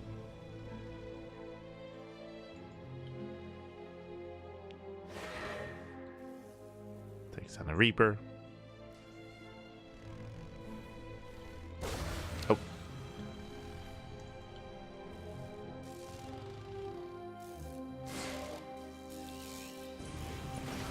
Likewise, Reaper rotates into the main.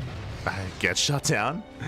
Reaper gets shut down. Firefly in position. Behind this, no scout into the main base. Orianna is unawares as to what's going on. We have a safety bunker on the way, thankfully. Meanwhile, the Tech Lab stays on the factory, going for a Cyclone production early on. Cyclone into early tanks. No swap. And this time, no War Prism. This time, we actually have a safe opener out of Firefly.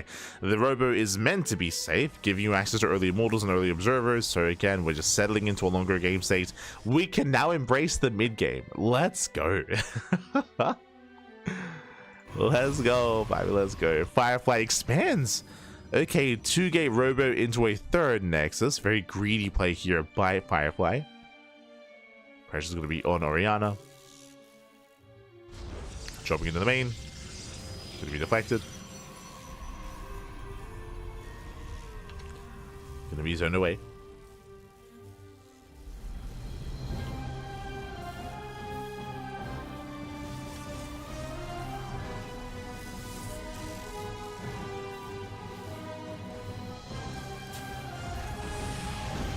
So Orianna does hunt down the Observer, does cost Orianna an auto turret, but overall, nice pick up.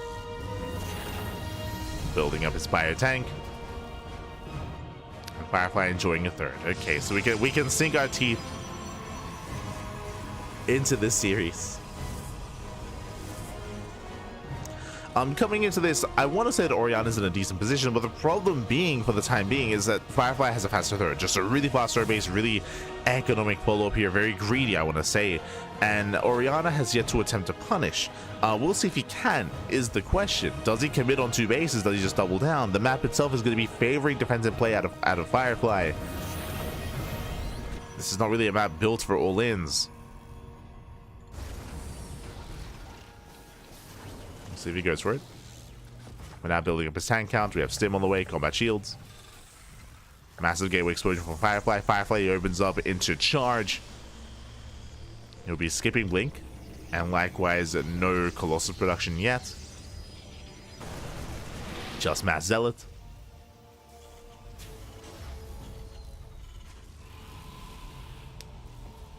As the follow-up.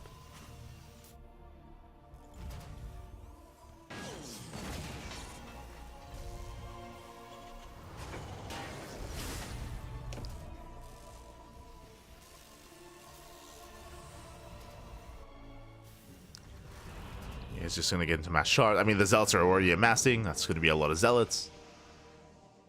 Orianna getting a third CC will expand. So you get a very passive game here so far coming into game 3 with Orianna getting up to 3 bases, throwing down Raxes and gearing up towards the mid game. Firefly is already there though. He's already there. But a unique composition because there's no backbone to the army. There's no splash damage. Typically we see charge, sure, but then we start taking into Colossus or Storm. That's not the case. We have Blink on the way, Forge. It's just a very gateway heavy composition. No gases at the natural and only 1 gas at the third. So very Zealot heavy. Very limited on gas income. And this is designed to punish a Terran player that would go for an all-in. If we saw a bio-tank push, then Orianna would be shut down. Instead, we see the tank staying at home for the most part. Looking to break out to expand.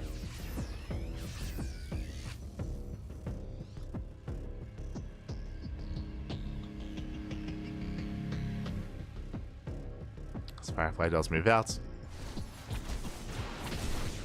Knocking down those rocks. Charge is revealed. Orianna now working towards Ghost. But not there yet. Oh, he doesn't see. Oh, no, he doesn't notice. He does. Okay, now he does. He does notice the rocks. Does set up. That's a lot of Widow Mines. Oriana well set up here. He's got a minefield. He's got his tanks.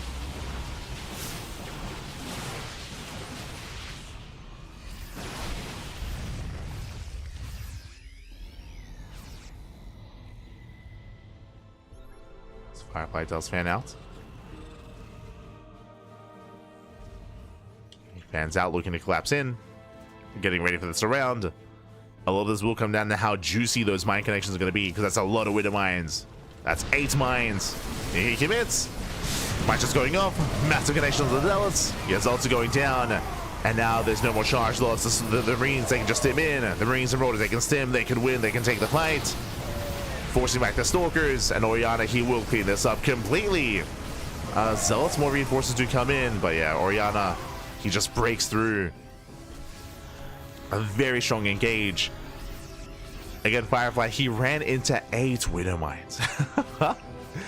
Like Oriana, he wanted Firefly to move in. And with that, Oriana takes a massive supply lead, and we are looking to make a series out of this. Firefly gets across the map. Oriana should not turn around. He should just commit. He should just commit here. Forcing his way forward. Denies the expansion.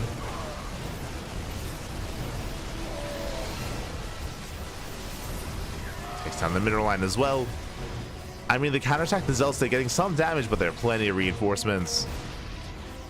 And Oriana, again, he should just keep pushing. He scans. Does see some Zealots.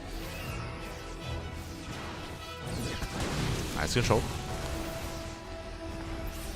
Firefly baiting out those shots. That's way too soon. Ooh, brutal connections. The Zealots, they melt. And again, without Zealot Stalkers, they're so vulnerable. I do think that Oriana can still keep pushing, but alas, Oriana, he pulls away. Oriana does have a massive supply lead, but half the army's at home. Firefly taking another expansion. Does take another base.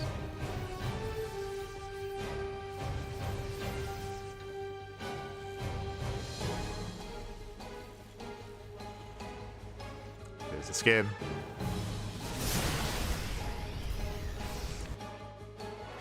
Again, I do want Oriana to be more aggressive here. But he's playing a little bit scared. There is a bit of a Zealot run by. Ready for this? 2 Zealots? It's terrifying.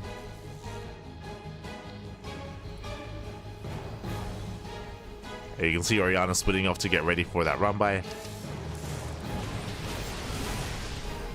He's got Ghost, he's got EMP. What does Oriana need? He needs some confidence, baby. Let's go.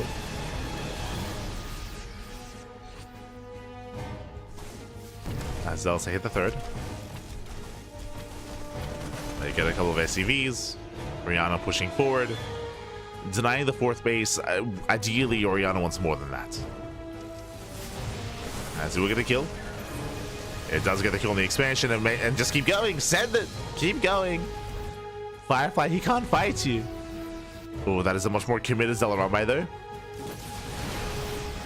Oriana pushing forward. The Colossus is almost done. So I'll say do hit the mineral line. Nice mine shots. Widow Mines reconnect. Oriana pushing forward once again. EMPs here on those Stalkers. And the Colossus will arrive, but it's going to be on its own. It's too little too late here. Oriana, he has plenty to work with. Takes down 24 probes. Sims on in. Catches out the Stalkers as well. And again, Oriana takes down the 4th base. Takes down the 3rd base as well. GG gets called. Oriana fights back. We have a back and forth. We have a series. We're going to game 4. GG. GG, well played again. Oriana just weathering the storm against Firefly. Firefly, he had a unique build, unique composition, getting up to really fast charge and a really heavy Zealot composition early on. But as we saw, as we mentioned, this kind of heavy Zealot style excels if the fight is out in the open, or if the Terran player is pushing into the Protoss. Here it was the opposite. It was the Protoss pushing into the Terran, and Oriana, he was very well set up specifically with those tanks, with that tank line and with the minefield. The minefield was brutal, and the Zealots, they went down insanely quickly to the Widow Mines. With that, Oriana took a very strong fight, snowballed from there, and now we have a series. Let's go. Up next, Persephone. Up next, we're loading into Persephone here. And we'll see if Oriana can force the ace match or if Firefly will close it out. As Firefly is still on match point.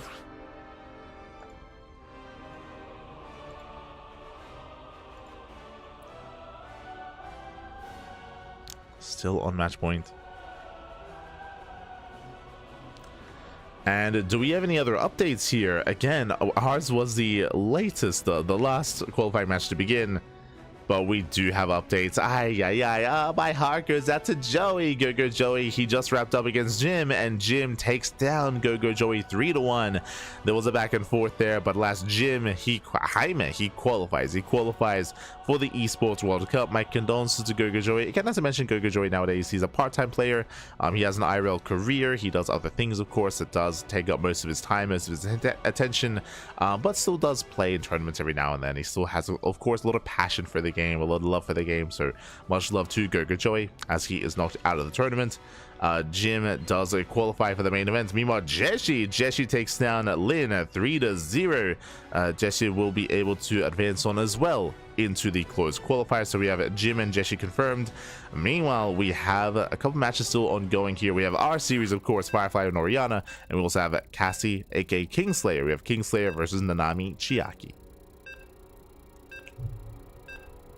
So 2 qualifying matches left. 2 matches remaining.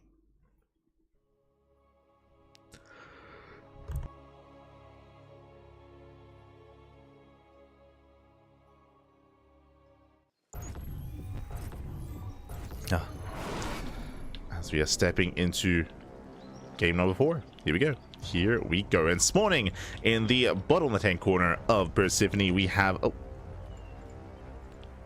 we have the Chinese Protoss player. We have the red Protoss representing himself, currently teamless, but leading the series 2-1. We'll see if he can claim the series and qualify for the closed qualifier here and now. It is a Firefly. And spawning in the top left-hand corner, we have his opponents. We have the Chinese Terran player, the blue Terran, representing Team Elpis, bringing it back here and making a series out of this. Can he make it all the way to the ace match? Personally, that's all that I want. Give us the ace match, give us the game 5. It is Oriana. Give us a game 5, papi. Let's go. As we are settling into our best of 5. And again, we did see that, hey, in a longer standard game, I say standard game, coming into the mid game, Oriana was able to overwhelm, right? These earlier games, these more aggressive and chaotic starts have been going in favor of Firefly, but once Oriana can settle down, then he can overwhelm. Now, to be fair, a lot of it came down to Firefly. What I mean by that is, remember, Firefly, his build of choice last game was to rush into early charge, and there was nothing pressuring him to attack. He had the faster third base. Remember, it was a greedy build. He had a faster third. He could have expanded, gotten a 4th base, and started working towards Colossus or towards Storm or towards anything else, but he chose to push into the minefield. Now, to be fair, he didn't know. He was aware of the army, but he didn't know that there were winter mines there. He didn't know how many mines there were. He didn't really know what he was pushing into. He saw the tanks, he saw the marines, that's all he saw. So it's possible that, of course, if he was aware, he probably would have backed off and respected that position, but I would argue they should have done so anyway. Like, there was nothing pressuring him to commit into Oriana's army.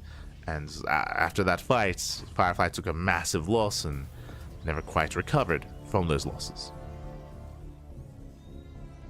Here we go. Outside of that, though, we have for the first time this series, Economic Opener. For the first time, ranks expand. Single gas. The second gas is late, or it's delayed. It's delayed intentionally so for a faster CC. So a much more economic build here by Oriana for the first time in this best of 5. Let's go.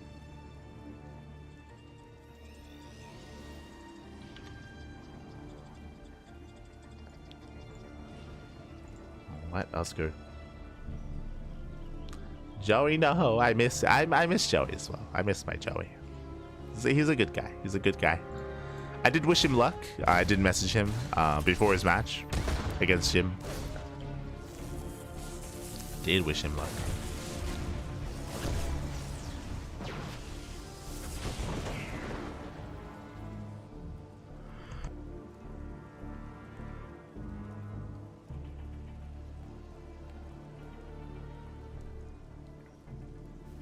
As from here, we're building up back at home. Oh my god, that is a second factory. I was assuming we were going to be getting into a more standard game, but no, that is not the case. We are looking to mech it up. Second factory is on the way into Mechville accelerators into Battle Mech. Let's go. Again, Battle Mech is something that we don't see too often here, but players like Yumi here, players like Ryung, there are some key Koreans that do like to embrace Battle Mech more often than not. And we'll see if Firefly can handle that. No boy. I think we also saw Battle Mech yesterday. I can't recall who played it though. Who were we casting? I think it was Special. Yeah, it was Juanito. That's it. Juanito Special did play Mech as well. Did embrace the Mech last time. He played Mech against Protoss. He played Mech against Master, if you recall. That was in yesterday's broadcast. Meanwhile, of course, Mechville accelerators are on the way. Firefly is yet to confirm what's going on, going for the proxy gateway. And the purpose here would be to take over the natural. So a very aggressive setup here from Firefly. I say aggressive, he is expanding behind this, so faster third base once again. Going into Blink. And you can see Firefly setting up pylons, setting up the gateway, warping in. And we'll see if he can break his opponent early on. Now, because we're going Mass Cyclone, no tanks.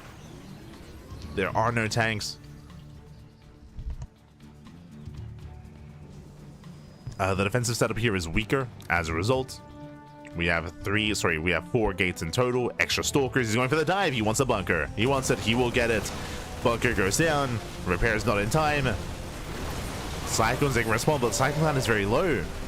It's a low Cyclone count. I say that. Cyclones, they hold their own. They punish 1, 2, almost 3 stalker kills. Firefly has to get the hell out of here. Does break the lock-ons, or some of them at least. But the others, they maintain, and you can see every stalker going down. Ay, ay, ay. Does punish one of those Cyclones, does punish another. Every Cyclone kill counts. Because you cannot let the Protoss player get out of hand and get out of control. The boys are being pulled to repair. 2 Cyclones left. 2 Cyclones remaining. Oof. SV's going to be going down.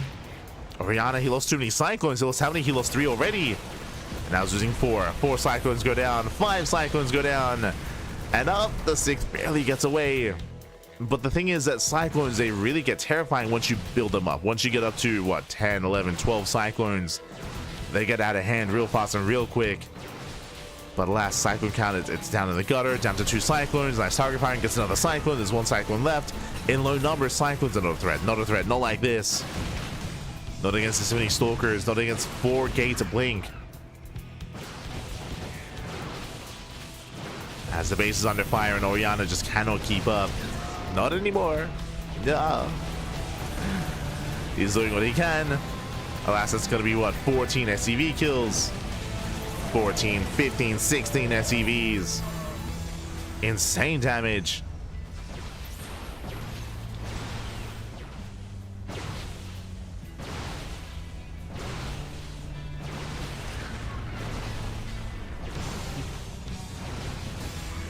As Firefly, he just overruns the natural.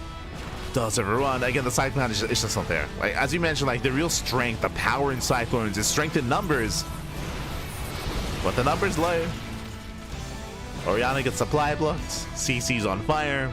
Behind this, we have charge on the way for Firefly. Getting into charge, getting into +1. Embracing just a pure gateway composition.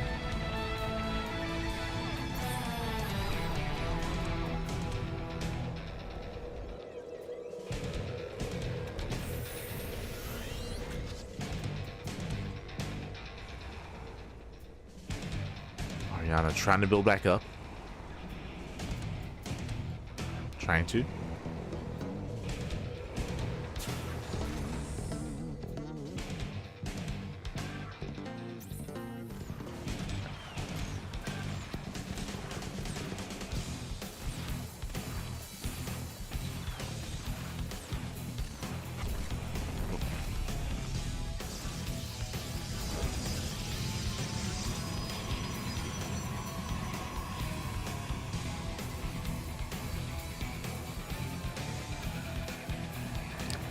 And we're all in. Yeah, at this point, we're completely all in. Oriana has to send everything across the map. How many Cyclones? Okay. 8 Cyclones. We got the boys as well to repair, to buffer. Oh, yeah, but he's up against charge. If there wasn't charge ups, then I could see this working. But Zell to hit a tank. There's plenty of Stalkers as well. Too many Stalkers. He just blinks in and gets 1 Cyclone already. They send 1, 2, 3 Cyclones going to be going down. GG gets called as Oriana. He runs out of steam. He gets overrun, gets overwhelmed. And Firefly will take the series 3-1, qualifying for the EWC Asia Closed Qualifier. GG.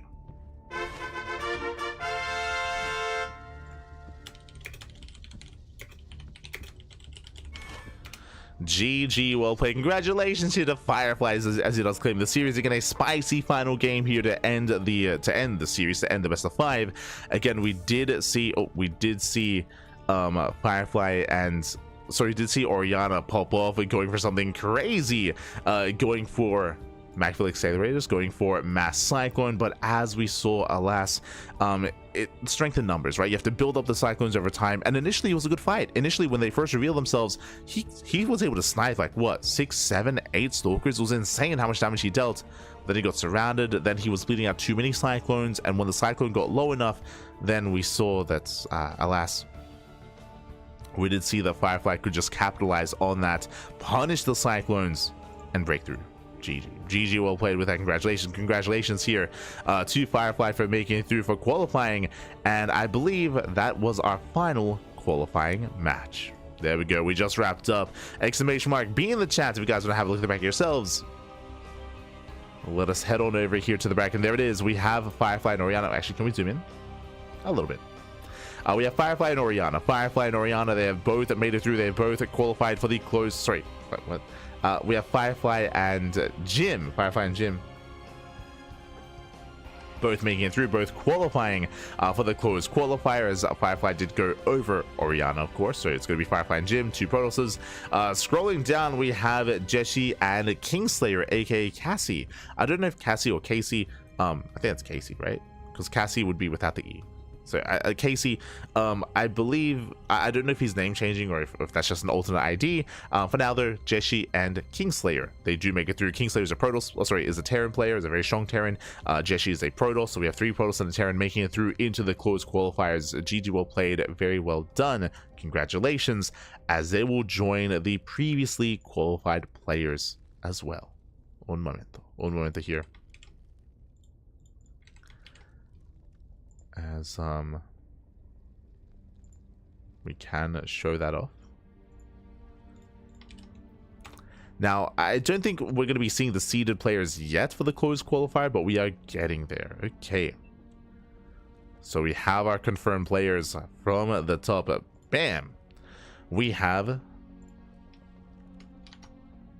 our qualified players. For the closed qualifier, we have Firefly, JieShi, Jim, Lancer, Lemon, and Nice. That's 6 Protoss. 6 Protoss players going to be making it into the closed qualifier. We have 1 Terran in Kingslayer, and we have 1 Zerg in Silky. Let's go. So we have Silky, Kingslayer up against a mass amount of Protoss. Coming into this, who do we favor? Now, only one of these players is going to make it through into EWC. Something that I should emphasize as well when it comes to missing players, there are a lot of players that did not compete. Actually, I didn't see Jollywood Loves. I didn't see Coffee, right? I would say that the best players in China right now are Coffee and Lancer. They're the top 2, but Coffee has been missing for quite some time. He's been missing for a couple of months, like 2 months, like 2-ish months. Like Coffee hasn't really been active. Coffee has been MIA. So without Coffee, I would say that Lancer is the favorite player here. Lancer, he is a beast. He is coming in as the favorite player to make it through. I say that because of all these PvPs, anything can happen. I can see Firefly upsetting, I can see JieShi upsetting, I can see Lemon and Nice upsetting as well. Like, there are definitely some players here, like Firefly, he recently beat MaxFax in a PvP, Nice recently beat Hero in a PvP, Lemon is also very strong in his own right as well. Like, a lot of these players can threaten each other, so even though on paper I want to say that Lance's favorite, I can see many of these players bringing him down. But it's double elimination, so you can afford to make some mistakes here. It is going to be double elimination in this closed qualifier, and this will be, of course, in the next couple of days. 30th of May tomorrow. Jesus. So tomorrow is going to be the closed qualifier for this event. Now, what I will emphasize as well, I would love to cover the closed qualifier, and we will cover some of it, but if you recall, the closed qualifier for the Asia region and the open qualifier for the Korean region, they're clashing. They're clashing with each other. I don't know why. It's a shame that they are, but that is reality. They are clashing with each other, and that is going to complicate some things. Because of that, the Korean qualifier starts first, an hour earlier. So I believe the current plan for us, actually we can just show you the schedule here. The current plan for us is, as you can see, we are currently Thursday. We're currently Thursday evening. But tomorrow, Friday evening, you can see Korean qualifier is at 6 p.m. KST and the Asia qualifier is at 7 p.m. KST. We will start with the Korean qualifier. We will wrap it up. The Korean qualifier should be ending earlier, should be ending sooner. So we wrap up the Korean qualifier, and then that leads us into the Asia qualifier. Into the closed qualifier, where they're going to be like halfway through. They're going to be around halfway through by the time we wrap up. So we're going to miss out on the opening rounds of the Asia closed qualifier, but we'll be there for the finale of it. We'll be there for the later half once we wrap up the Korean qualifier. So it is a shame that they're overlapping. They shouldn't be. That's my that is my feedback, I will say, when it comes to EWC. Same thing happened last year. Last year, same thing happened, where Korea and Asia, they overlapped. I don't know why, but it happened last year as well. So I would hope that that is rectified in the future. It shouldn't be happening. We shouldn't be cannibalizing ourselves with the same event, with the same qualifier, just for different regions. Like, ideally, you do want to spread this out and you know, accommodate. I understand that it is jam-packed, that the schedule is very tight. But I would hope that we have the foresight to rectify that in the future. I would hope, at least, you know, it'd be nice to cover everything without any issues. But yes, there is some overlap. Regardless, GG, well played. And yeah, with that, we are done for the time being. Up next, European qualifier, 1 a.m. KST. That's going to be 2 a.m. my time. That's going to be 4 hours. In around like 3.5 hours time, we're going to be live with the European qualifier, and then after that, we'll be live with the Americas qualifier. So we have Asia into EU, into the Americas, into BEJ, into Korea, Asia. And thankfully, there's no European qualifier after tomorrow's Asia qualifier. So there's a little bit of a break there, thankfully, a little bit of a break, and we'll be able to indulge in the rest of EWC. Again, we have non-stop Esports World Cup qualifiers over the next couple of days, over the next week of play. It's a lot of StarCraft, a lot of content on the horizon. Do look forward to it. As again, we're going to be covering as much of it as we can here on the CranKy Ducklings. We are live more than any other channel out there. Fun fact, we are the only channel out there that has covered all the qualifiers so far. Shout out to Rotterdam. Yesterday he covered the Asia qualifier and the European qualifier. He did not cover the Americas qualifier. Yesterday we had, I think, Steadfast covering the Americas qualifier, but he didn't cover any of the others. Again, we're the only one that's covering everything. So if you want to keep up with the EWC, with Esports World Cup, then this is the place to be. Otherwise, thanks for watching. Thanks for tuning in. We do appreciate it. And we'll see you guys in 3 hours. We'll see you guys in 3 hours for the European qualifiers. Let's go. There are some key players that have yet to make it through, and I mean, you know, these qualifiers are always heartbreaking. They're always heartbreaking. You know, you want everyone to make it through. You want all these players to succeed, but only a handful can make it through. Best of luck. Best of luck here to all the competitors here tonight. So we'll see you guys later on. Otherwise, stick around. We're gonna be giving another StarCraft streamer a raid. We'll find someone to send everyone over to. Find someone. I think Rotterdam is going to keep his stream going for the next 3 hours. I think he's just going to keep streaming, so we might raid Roddy. Otherwise, I see like Ender is streaming, Ender is laddering. Yo, Hatsu is laddering. Let's go. I think Hatsu is going to be playing in the qualifier later as well. Regardless, we'll see you next time. Otherwise, you can follow us. You can follow us on all the social medias. You can follow us on of course, Twitter, Facebook, Instagram, YouTube, Discord. We are live on all platforms, and we also upload VODs on YouTube. So check us out on YouTube. YouTube is the place to be for our VOD content. If you see something that you want to watch here live, and I can't blame you if you can't watch everything live, right? Like, there's just so much StarCraft going on, and you have other things going on in your life as well, I'm sure, so you can't watch everything. Because that, VODs are the place to be. YouTube is the place to be for that VOD content. So do check out our YouTube channel. Otherwise, thanks for watching, thanks for support, and we'll see you guys later on tonight for the European qualifiers. See you soon. See you then. Ciao. Bye. Ciao. See you for the European qualifiers.